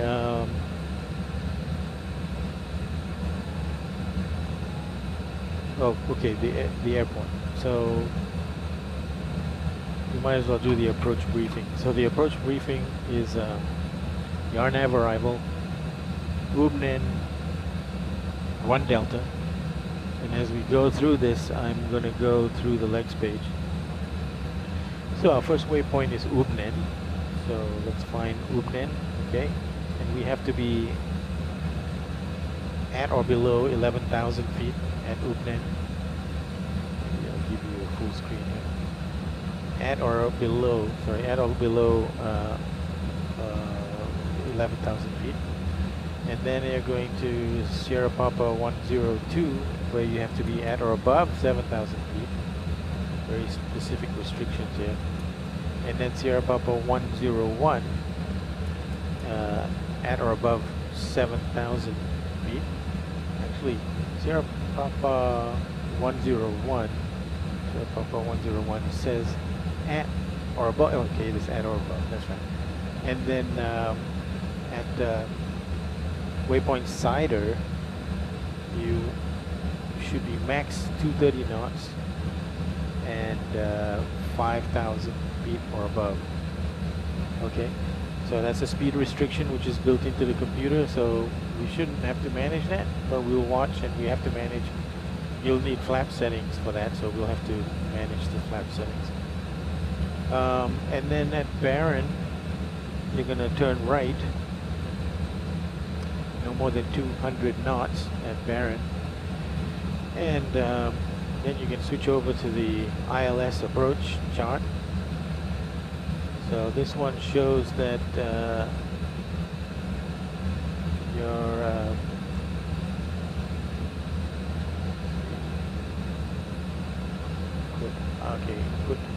put you're going to be at 2,500 feet. So we're gonna probably go to the glide slope capture is around 2,000. So we'll probably have our mode control panel altitude set to 2,000 feet, and then try to get in our intercept at or before that point. Then we'll have glide slope capture, glide slope, and the localizer will capture on the ILS, and then we can reset to the missed approach altitude, which is 2,500 feet. So it happens to be the same as that initial fix, 2,500 feet. Let's see if we can capture it there, or whether we have to go down to 2,000. But the idea is that once you capture the ILS, reset the altitude to 2,500 feet, so that if you had to do a missed approach go around, the automation will carry you through that to the right altitude. And in the event of a missed approach, on daytime mode, in the event of a missed approach, you'd go straight and then round back to this point here and do a hold pattern, unless otherwise instructed by ATC.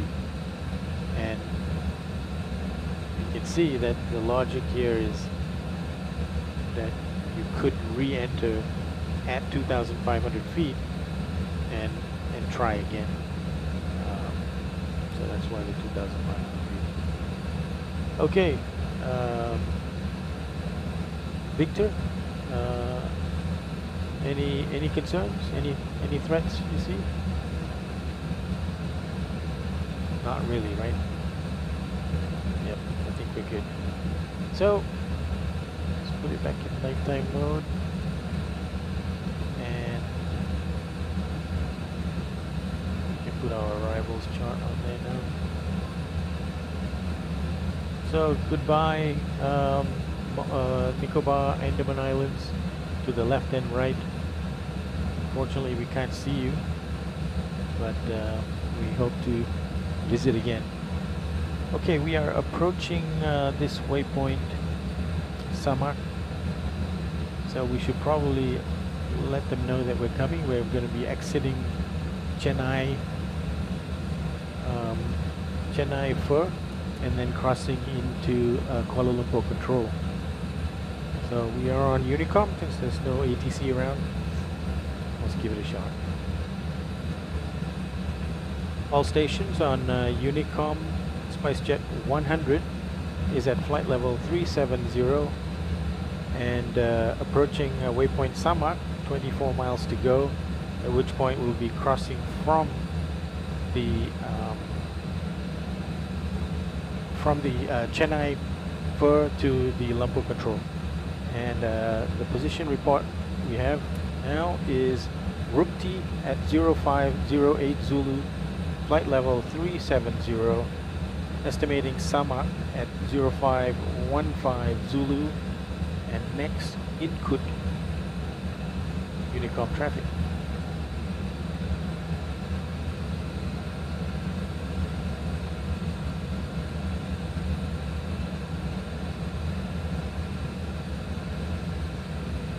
Okay, let's document some burn figures here. I want to be very certain about not being at the wrong weight for the arrivals. Oh, one more thing we need to check. But let's see what our last burn figure was here.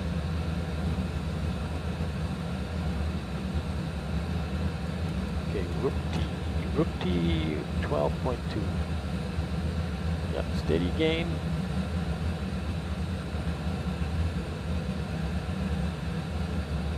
And we were there at 0508.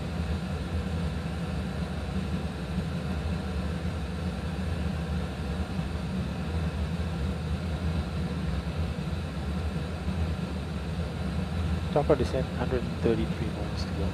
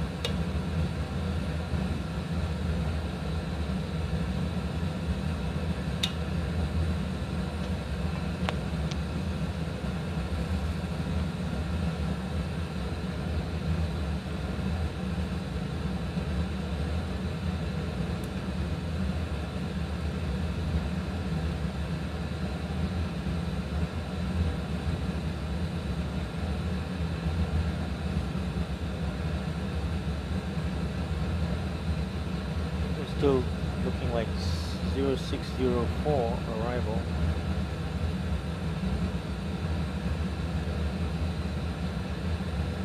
Runway 27.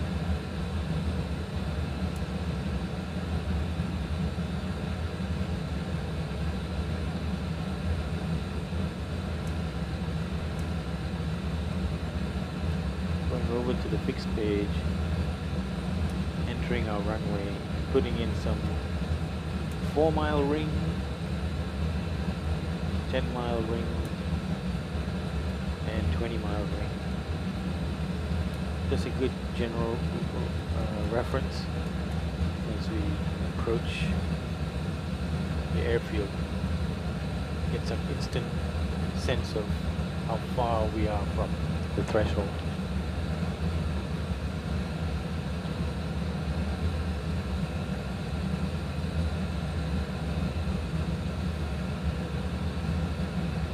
Checking on VatScope. Wow, we made a lot of progress from Colombo. There's some aircraft in Malaysian airspace, but there's no controller. Interest, you can poke them and then take a look at who's flying. So that's our flight number, SpiceJet 100, and it tells you where we're flying from and to. Gives you your route, and then remarks, and then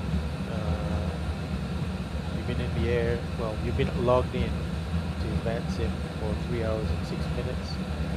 And then if you look at the details, you can see how many hours I have. So I have 1,065, almost 1,066 hours in VATSIM.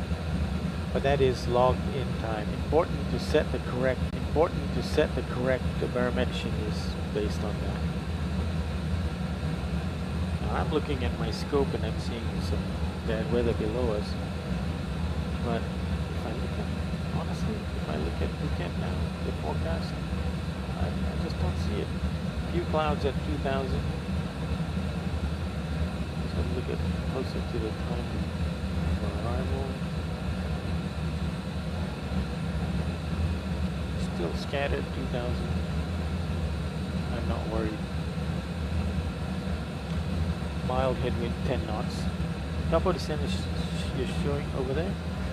So let's take a look at the charts and decide what's the... Whoa! Okay, a lot of stuff won't right.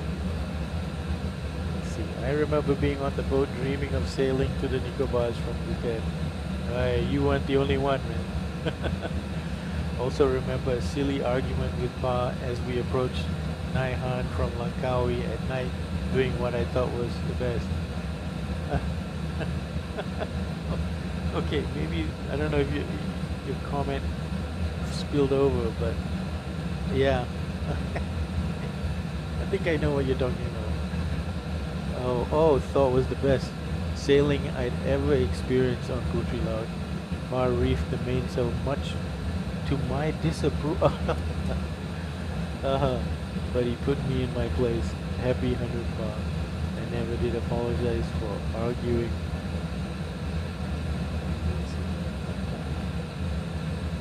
I never apologized for arguing with you about that, so now he says the time is in. Okay. I think he heard you. And he's not too worried. Yeah, Pa was always very careful about putting too much sail out. Which it's a good safety, you know. You can't just leave a lot of sail out when there's strong wind, because if it gets even stronger, it becomes even more difficult to bring the sails down or reef them anymore. So yeah, I've watched a few other people, you know, on YouTube videos sailing in bad weather. You know, often they'll have just a tiny triangle with a foresail, no mainsail, just out of abundance of caution.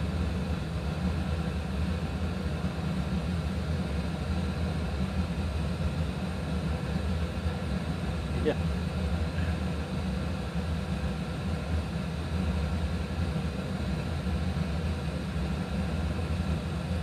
Good times on the boat.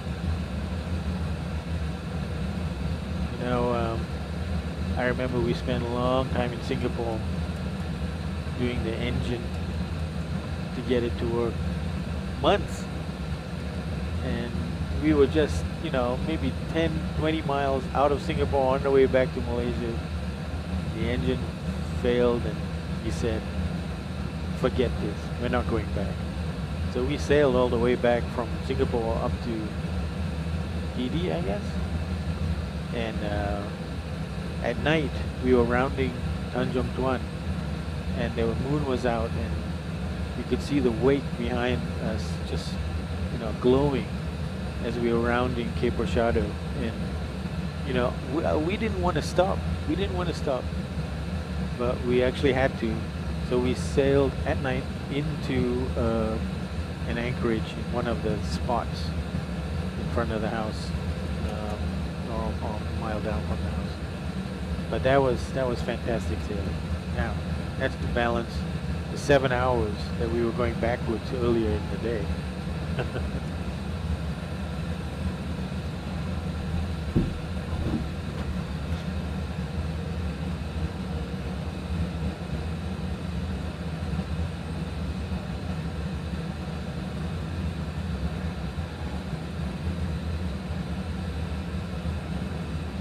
Okay, so the initial altitude that we will reset our MCP2, we will reset it to 11,000 feet, which is the first constraint coming in on the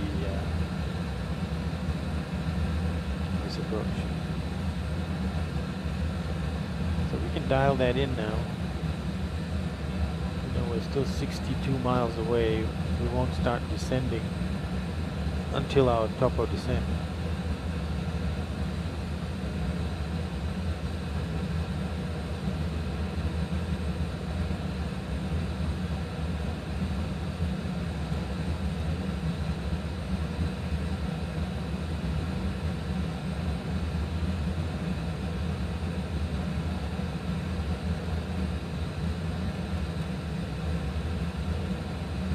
11,000 set on the MTP. Landing altitude, we've set it at 100 feet. Fuel check.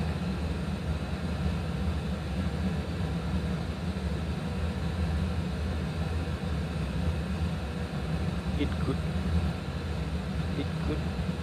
11.3.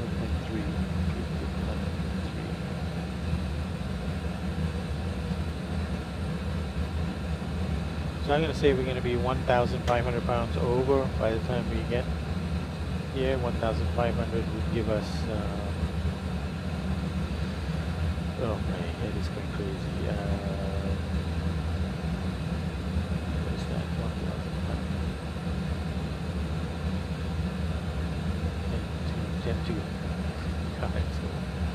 10,200. I don't think it's going to change. So 10,200 would be 147.2. 147.2. It's already planning on 148. It's still to plan.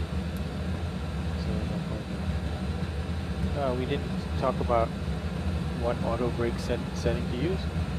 So we'll pull up the airport diagram. Here's the runway that we're going to land from right to left.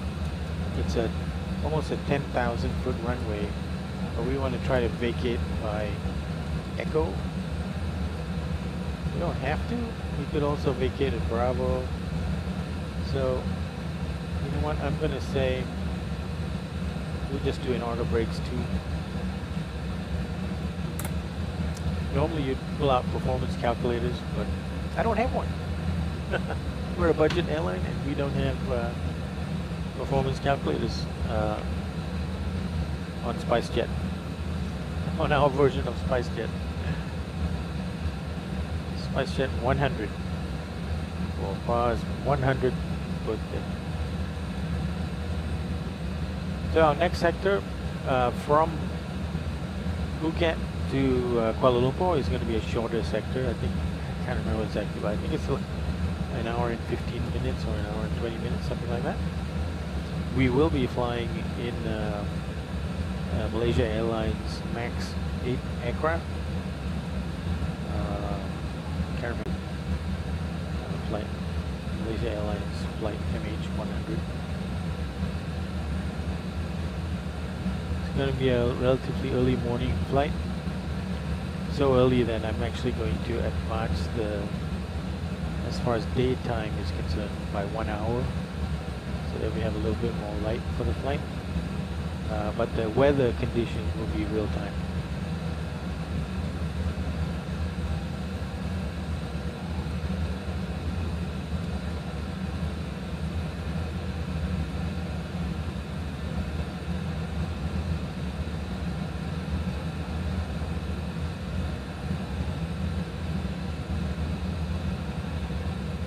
Checking for any ATC in the area. Nobody. Okay. We're still in Lumpur space, so really we need to report before getting to Sapam. We are in Lumpur control now, but we would be going into the Bangkok Pur after that point and until the landing. So before Sapam, we should probably report. Actually, before that, we have a top of descent coming up shortly, and we should also advise on that.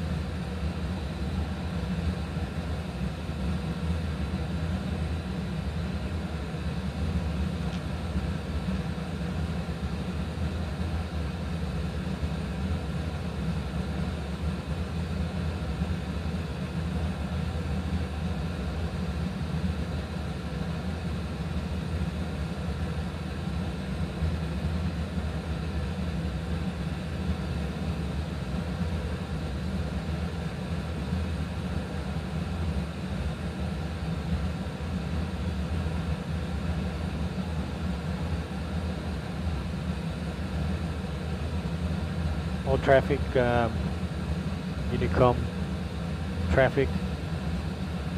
SpiceJet 100 is inbound to waypoint Mapso in it's about 60 miles.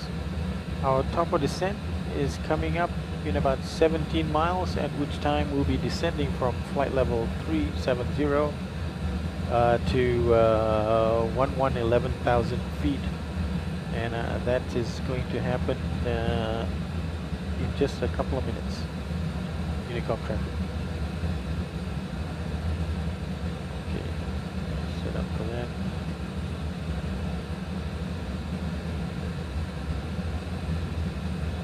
Top of descent coming up. We've reset the MCP altitude to 11,000 feet. This means the plane will descend at the appropriate vertical speed to make sure that we maintain other restrictions, other altitude restrictions. So that means that we will be at or below 11,000 feet by Ubnen. And as we approach Ubnen, we're going to further reduce the MCP altitude. So there's two sets of constraints in this navigation system. One is the altitudes that are built into the flight management route data, and one is this. And this overrides that. So we have to work in tandem. Requires thinking on both the pilot's part and also the computer's part.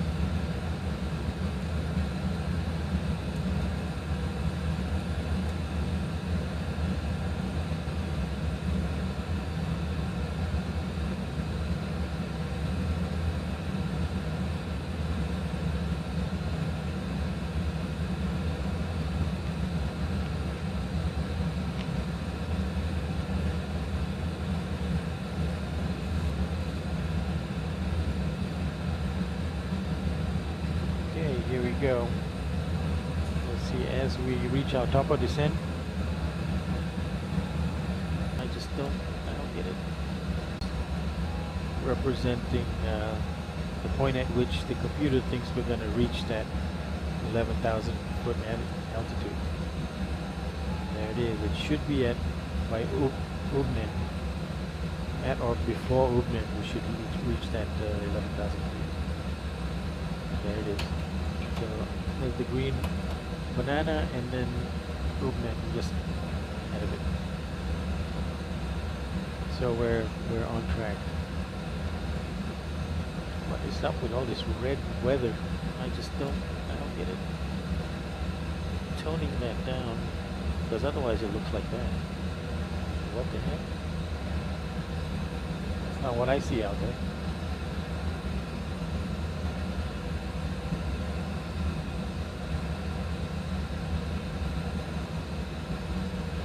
Okay, let's do the descent checklist. Descent checklist pressurization, landing altitude has been set. Recall, check. Auto brakes has been set to 2. Landing data VREF, yep. Flaps 30, 146 knots, and approach briefing has been completed. Descent checklist complete.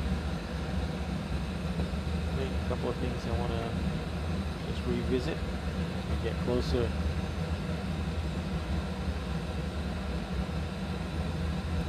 Double check RLS frequencies, that's correct.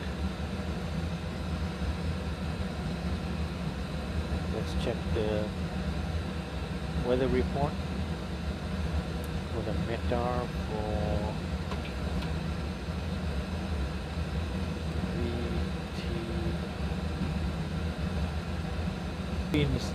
Well, we're going to be at 7,000 feet when we pass by the runway. So when we get to that point, when we look out the right, we should be able to see the runway.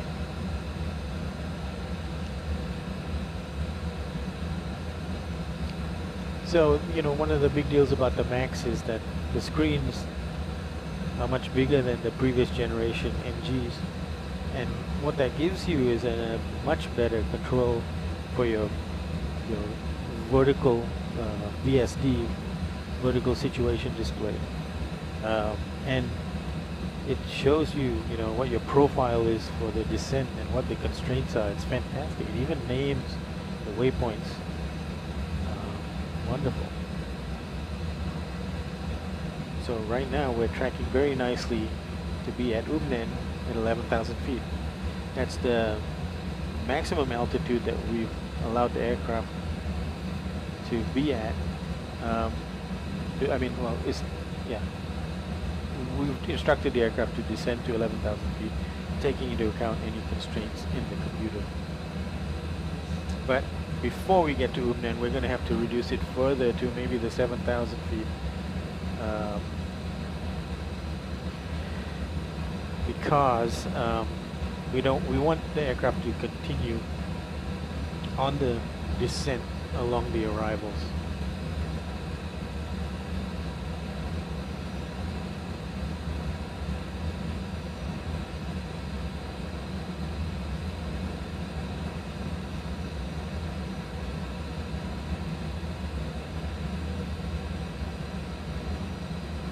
So what you can see is that we have 10,800 pounds of fuel in the tank right now.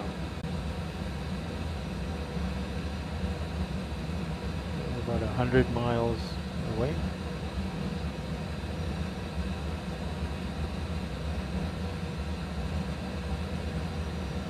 Ladies and gentlemen, it is your captain speaking. We are descending now into Phuket Airport. We expect to be on the ground in about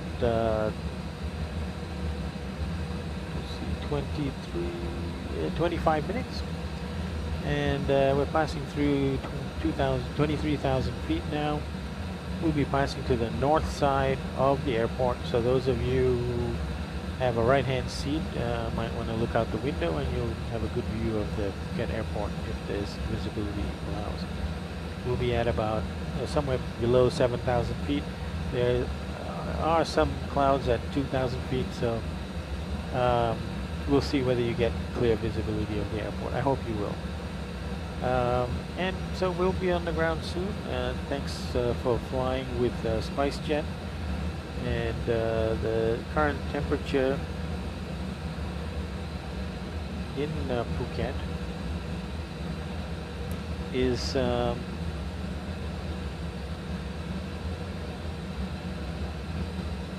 up, stand by. Not getting it from there. Current temperature in Phuket is 90 degrees Fahrenheit. So getting to be balmy. It's about we'll be landing at around 1 o'clock in the afternoon. So it's a hot time of the day. But the facility at Phuket International Airport is very comfortable with air conditioning. So enjoy your stay, and if you're getting a connecting flight, all the best on your journey to your final destination.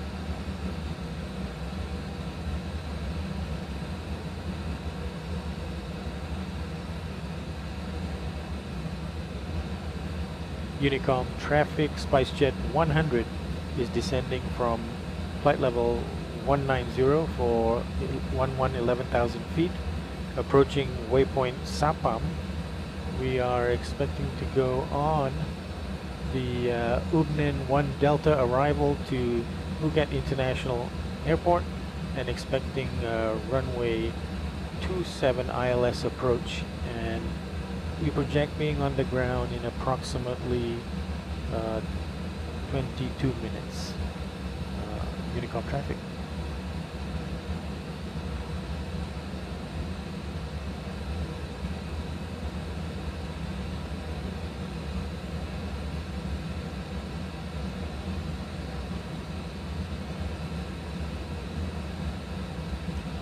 Alright, let's get folks into their seats.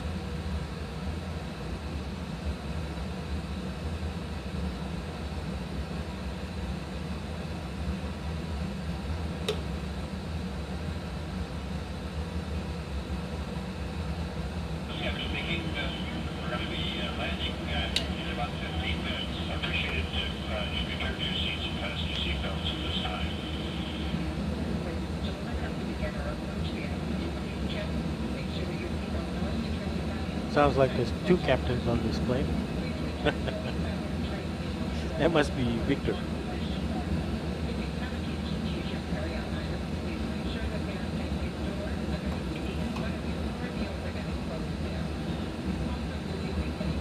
movement coming up. Let's reduce MCP altitude further.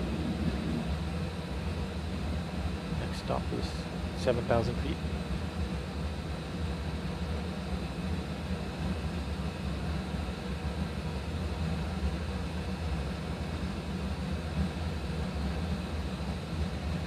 Hope you guys don't mind, but I'm going to switch over to daylight view on this. It's clear for me for some reason.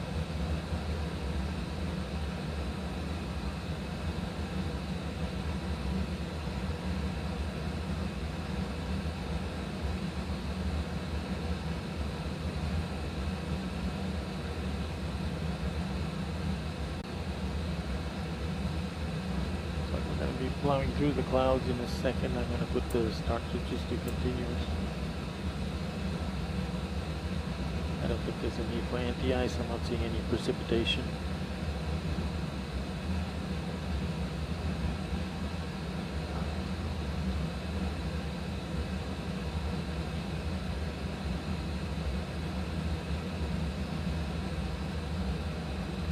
Ladies and gentlemen, at this time we ask that you store any electronic devices until we are safely parked at the gate, as use of such devices could interfere with the electronic landing equipment on board the aircraft. In final preparation for landing, please ensure your seatbelts are securely fastened, your seat backs are in the upright position, and your tray tables are stowed. Any hand luggage should be underneath the seat in front of you or placed in the overhead locker.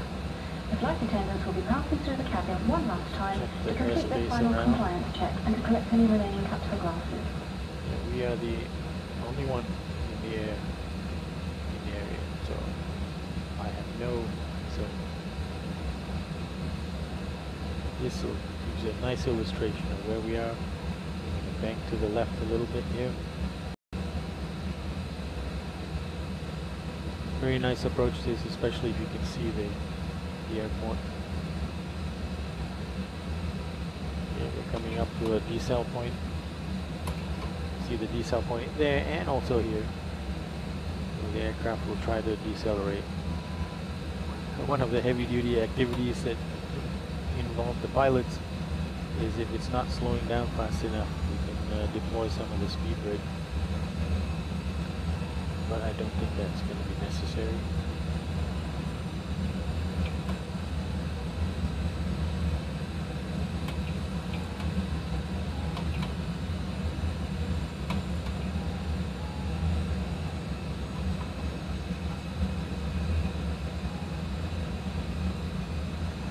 Dial this down all the way to 5,000 feet. Again, it's not going to go below any altitude that there is a constraint.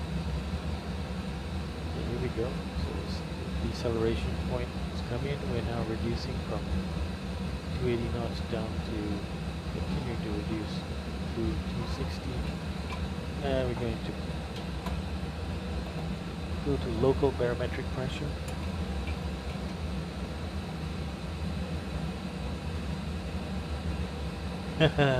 Yeah, all over again. Deja vu all over again. Two captains.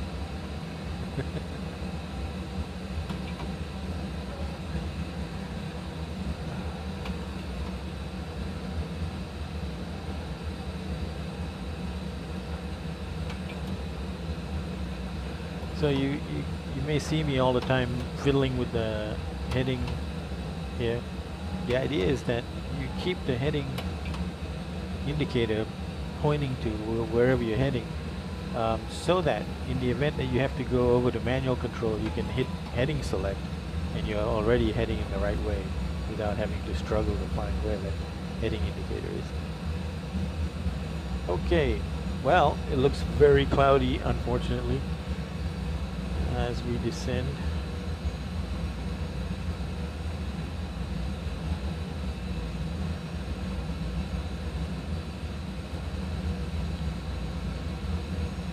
So the airport should be somewhere there. I can see a little bit of land in the breaks between the clouds. I think we might be able to see it.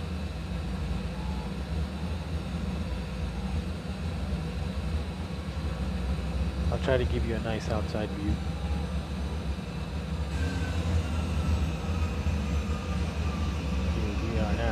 Look at that. Wow.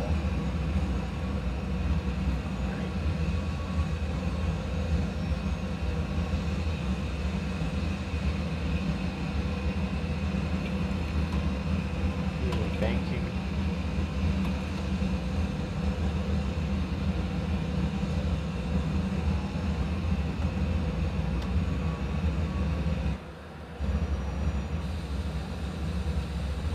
Okay.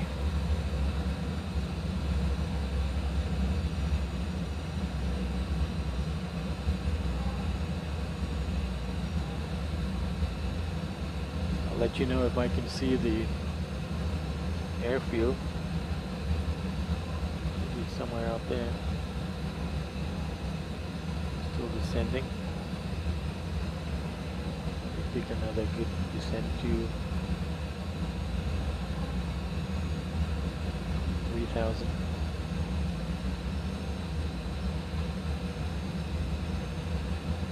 Phuket traffic. SpiceJet 100 is northwest of the airfield. We are currently on our downwind leg, expecting runway 27 ILS approach, and it should be down in about 15 minutes. Unicom traffic.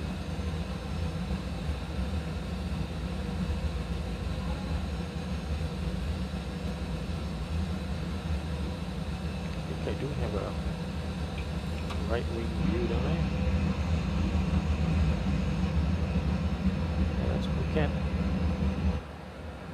And this is from the Phuket airport. Watching us, but we're behind that cloud now. That'd be interesting to see us come out of that cloud. And then it'll be interesting from this view too. Not quite able to see yet.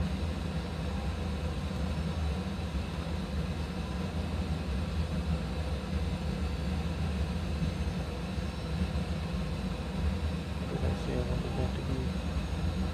3,000.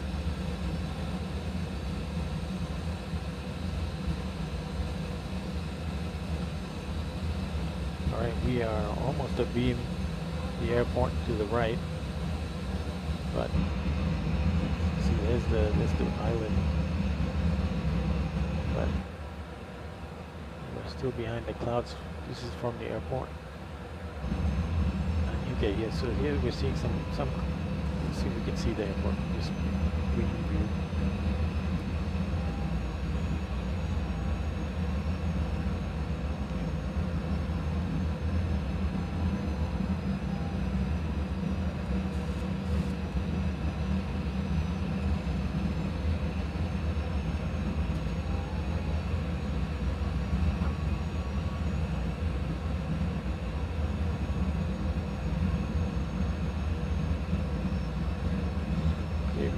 Seatbelts on.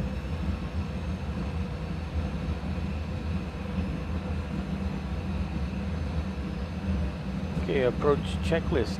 Altimeters set 1012 hectopascals. Okay, there you can see it.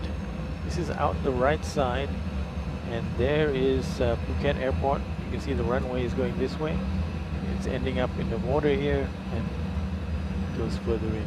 So at least I was able to give you a glimpse of the Phuket Airport. That's the western side of Phuket with all those bays there.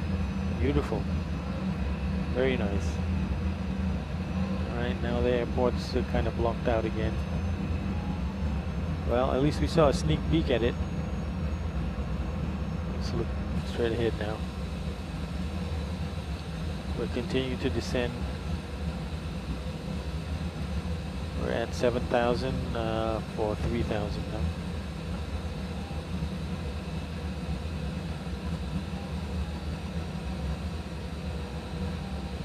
A little bit cloudy, but no concern. Look at that, just looks still, there's like no wind.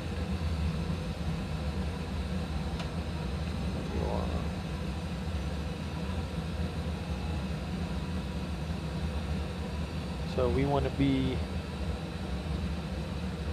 there's a decel point coming up where we want to be 230 knots. We can still do that without putting any flaps. But we'll start having to deploy flaps Yeah, maybe as we make the turn, maybe a little bit before we go to flat point. Okay, we're gonna just put the speed brake in the arm position.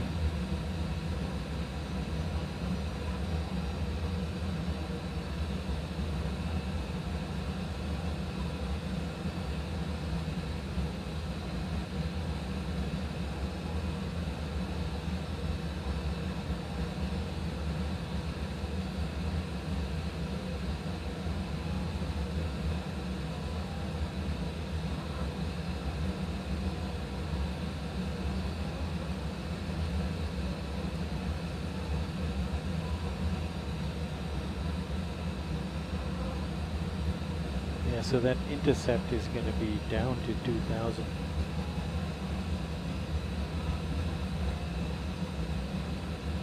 But maybe we maintain 2,000. Let's see how it goes. Okay, let's go flaps 1 just to start setting up.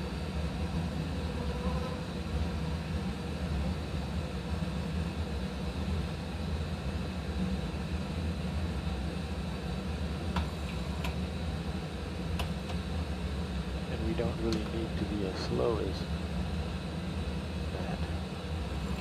We need to be 200 knots by the time we get to Barren.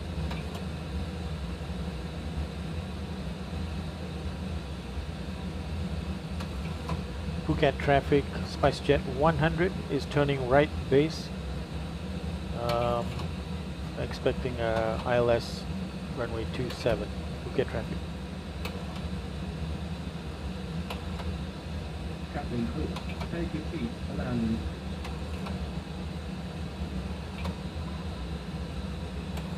Okay, let's just go ahead and do flaps 5.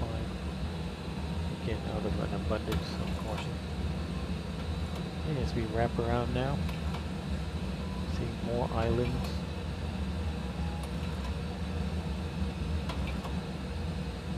Let's stick to 200 knots for now.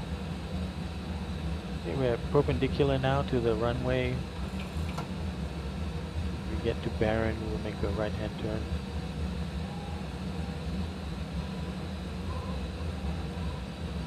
Let's go down to 190 knots. I prefer to do these 90 degrees and 190 knots. Or less. Fuel remaining 10,228 pounds. So our landing configuration is good.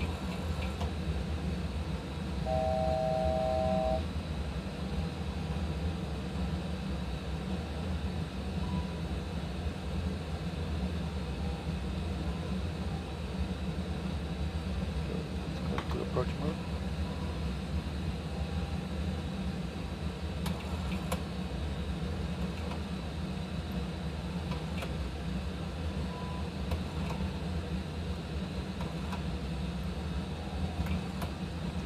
Approach.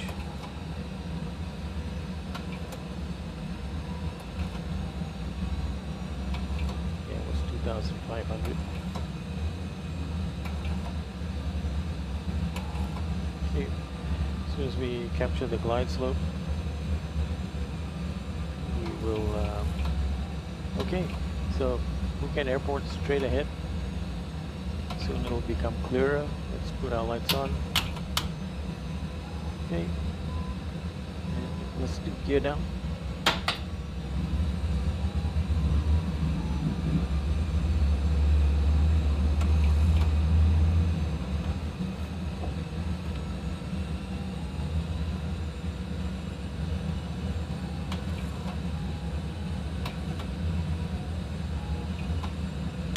Flaps 15.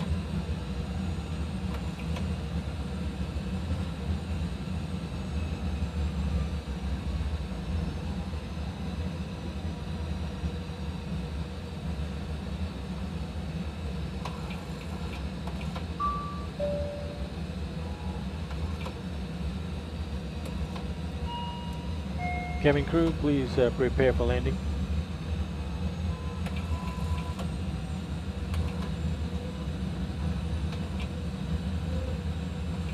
Okay, we've captured the glide slope.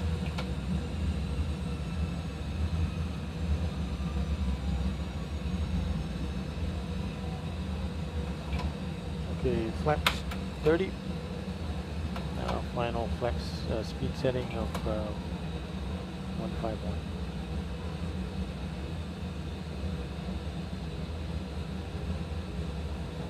Okay, landing checklist. Engine start switches to continuous. Speed brakes are armed. Landing gear is down and green. Flaps set at 30 and green. So we're going to be vacating left when available. Probably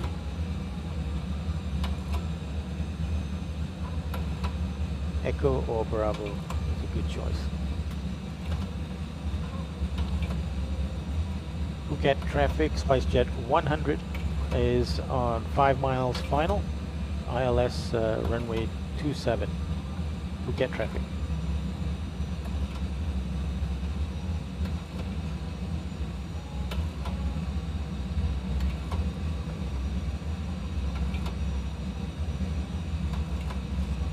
Oh, Fazida, thanks. Happy 100th, Papa.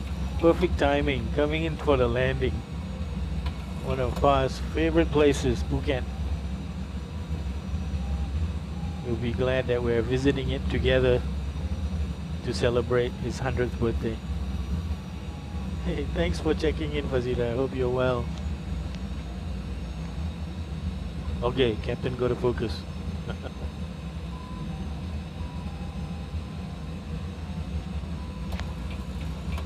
Okay, radio altimeter 1200 feet.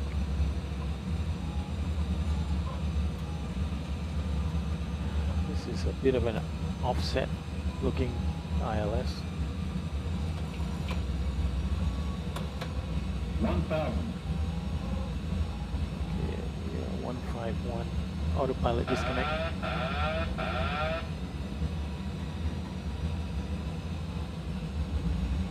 Let's get better alignment here. Approaching 27. Yeah, definitely the ILS is off a little bit. Approaching minimums.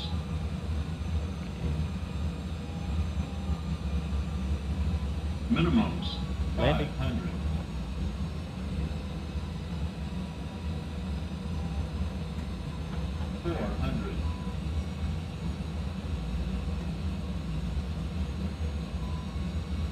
Okay. Auto throttle disconnect. 200.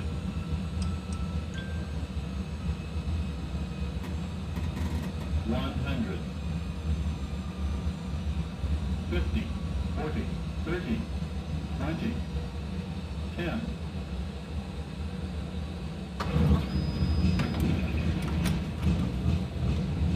Reverses. Wow, that was kind of odd. Elevation changes. Manual braking.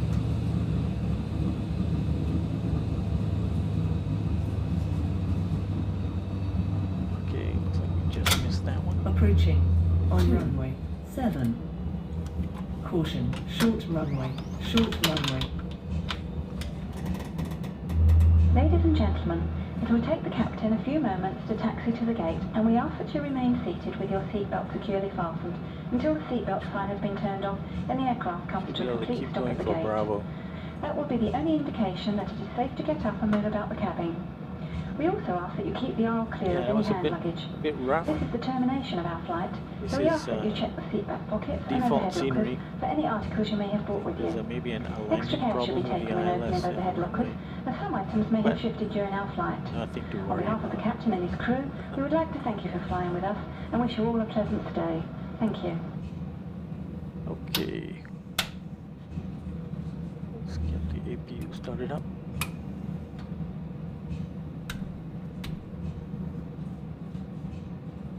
Okay, we're going to take Bravo. Phuket traffic, SpiceJet 100 is vacating runway 27 at Bravo.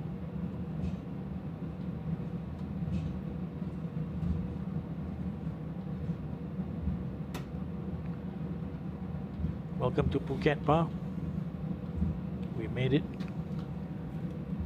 on your behalf, this flight. So let's hold on a second. I think we want to go to, gosh, what was our target gate?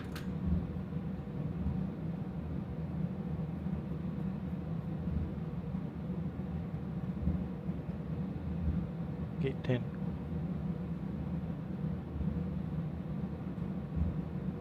And don't need a follow me. Okay, so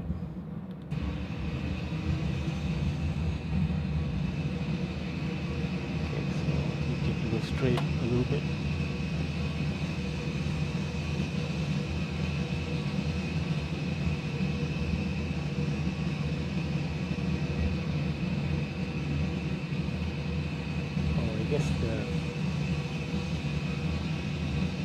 I see where they're hanging out.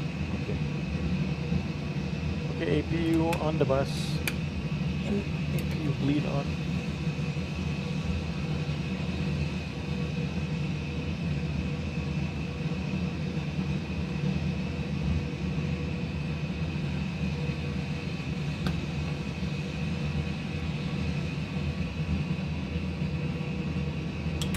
Strobe off.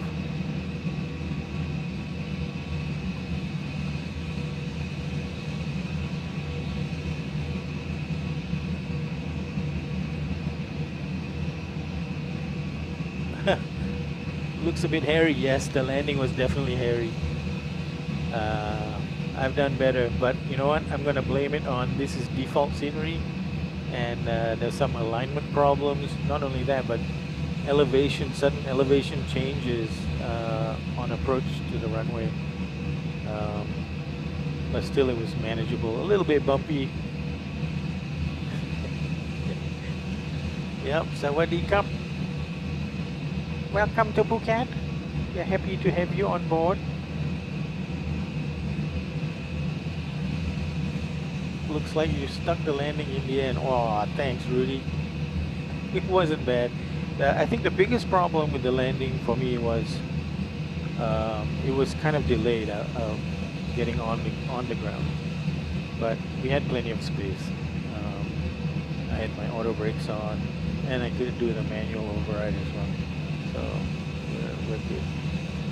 Okay, I've got the APU started. It's now just double checking here. It's generating power, so as soon as we park at the gate, I'll be able to shut down the engines.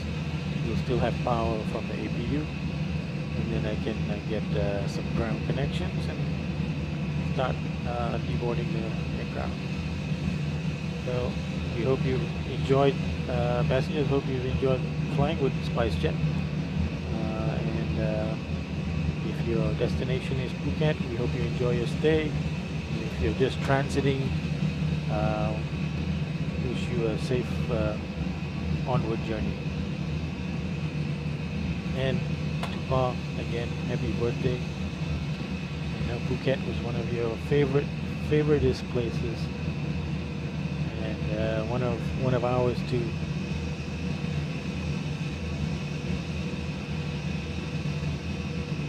So later today, at the English timing for your birthday, we'll have another flight from Phuket to Colombo, and that's going to be a shorter one, but it's going to be the one to the place which was home for you for many decades, where you raised a family with Ma, with 3 boys, who had a very good life.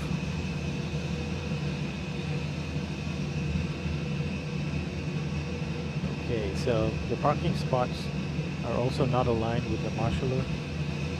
So I can see the marshaller in the distance.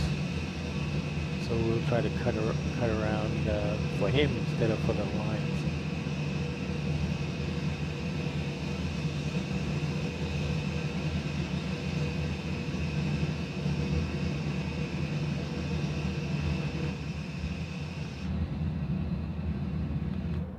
So I don't know if you guys,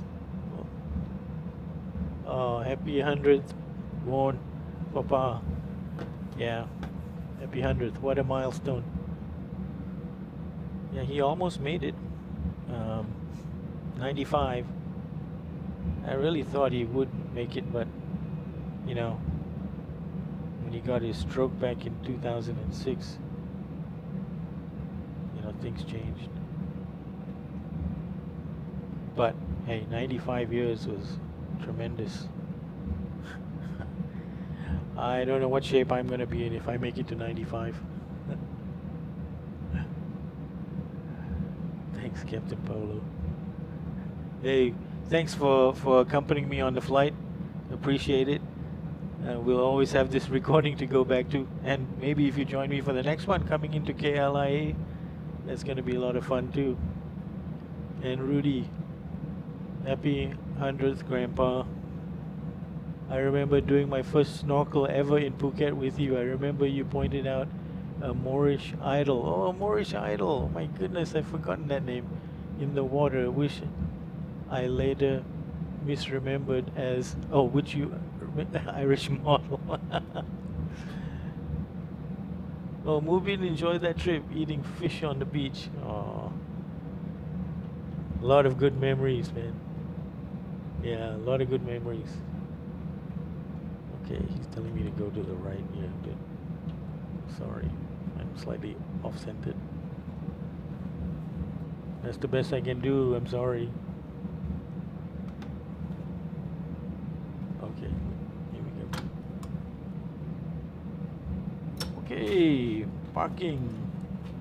Engine off at 6:08.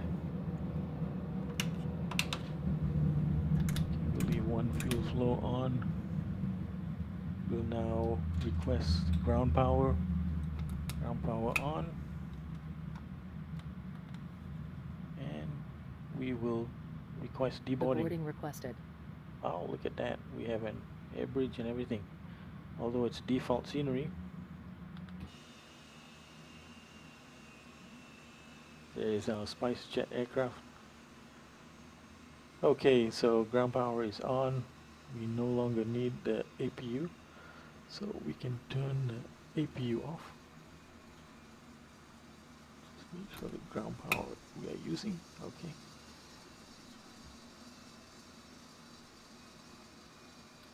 Okay, switch off the APU. Passengers deboarding starting. Okay, we can switch off the fuel pumps now. And backs off. Reset passengers out of their seats. Okay, electrics off. Windows, probe heat off. Okay, seatbelt signs off. Okay, we're nicely configured. And actually, you can actually hear the passengers getting off.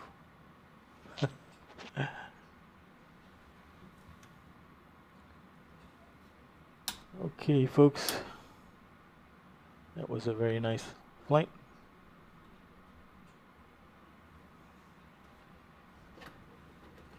What was it, 0607 or something like that? 0607. Looking at our set times report, we took off at 0314 and we landed at 0559, and the projections were 0604 or something, so we were about 5 minutes ahead of schedule, and we parked. So elapsed time, so the flight ended up, the air time ended up being 2 hours 45 minutes and 13 seconds, and the fuel remaining we had in the tank was 9,571 pounds. So there you have it. Okay guys, we're gonna call that a day. Switch off the taxi light. Thanks for joining. Catch us on the flight to later today, Zulu time, and that will be a MH100 from Phuket to Kuala Lumpur International Airport. So we'll see you then. Happy birthday, happy 100th birthday, Pa. Love you very much, and clearly you have supporters who joined us on the flight. Ciao for now, lots of love, bye.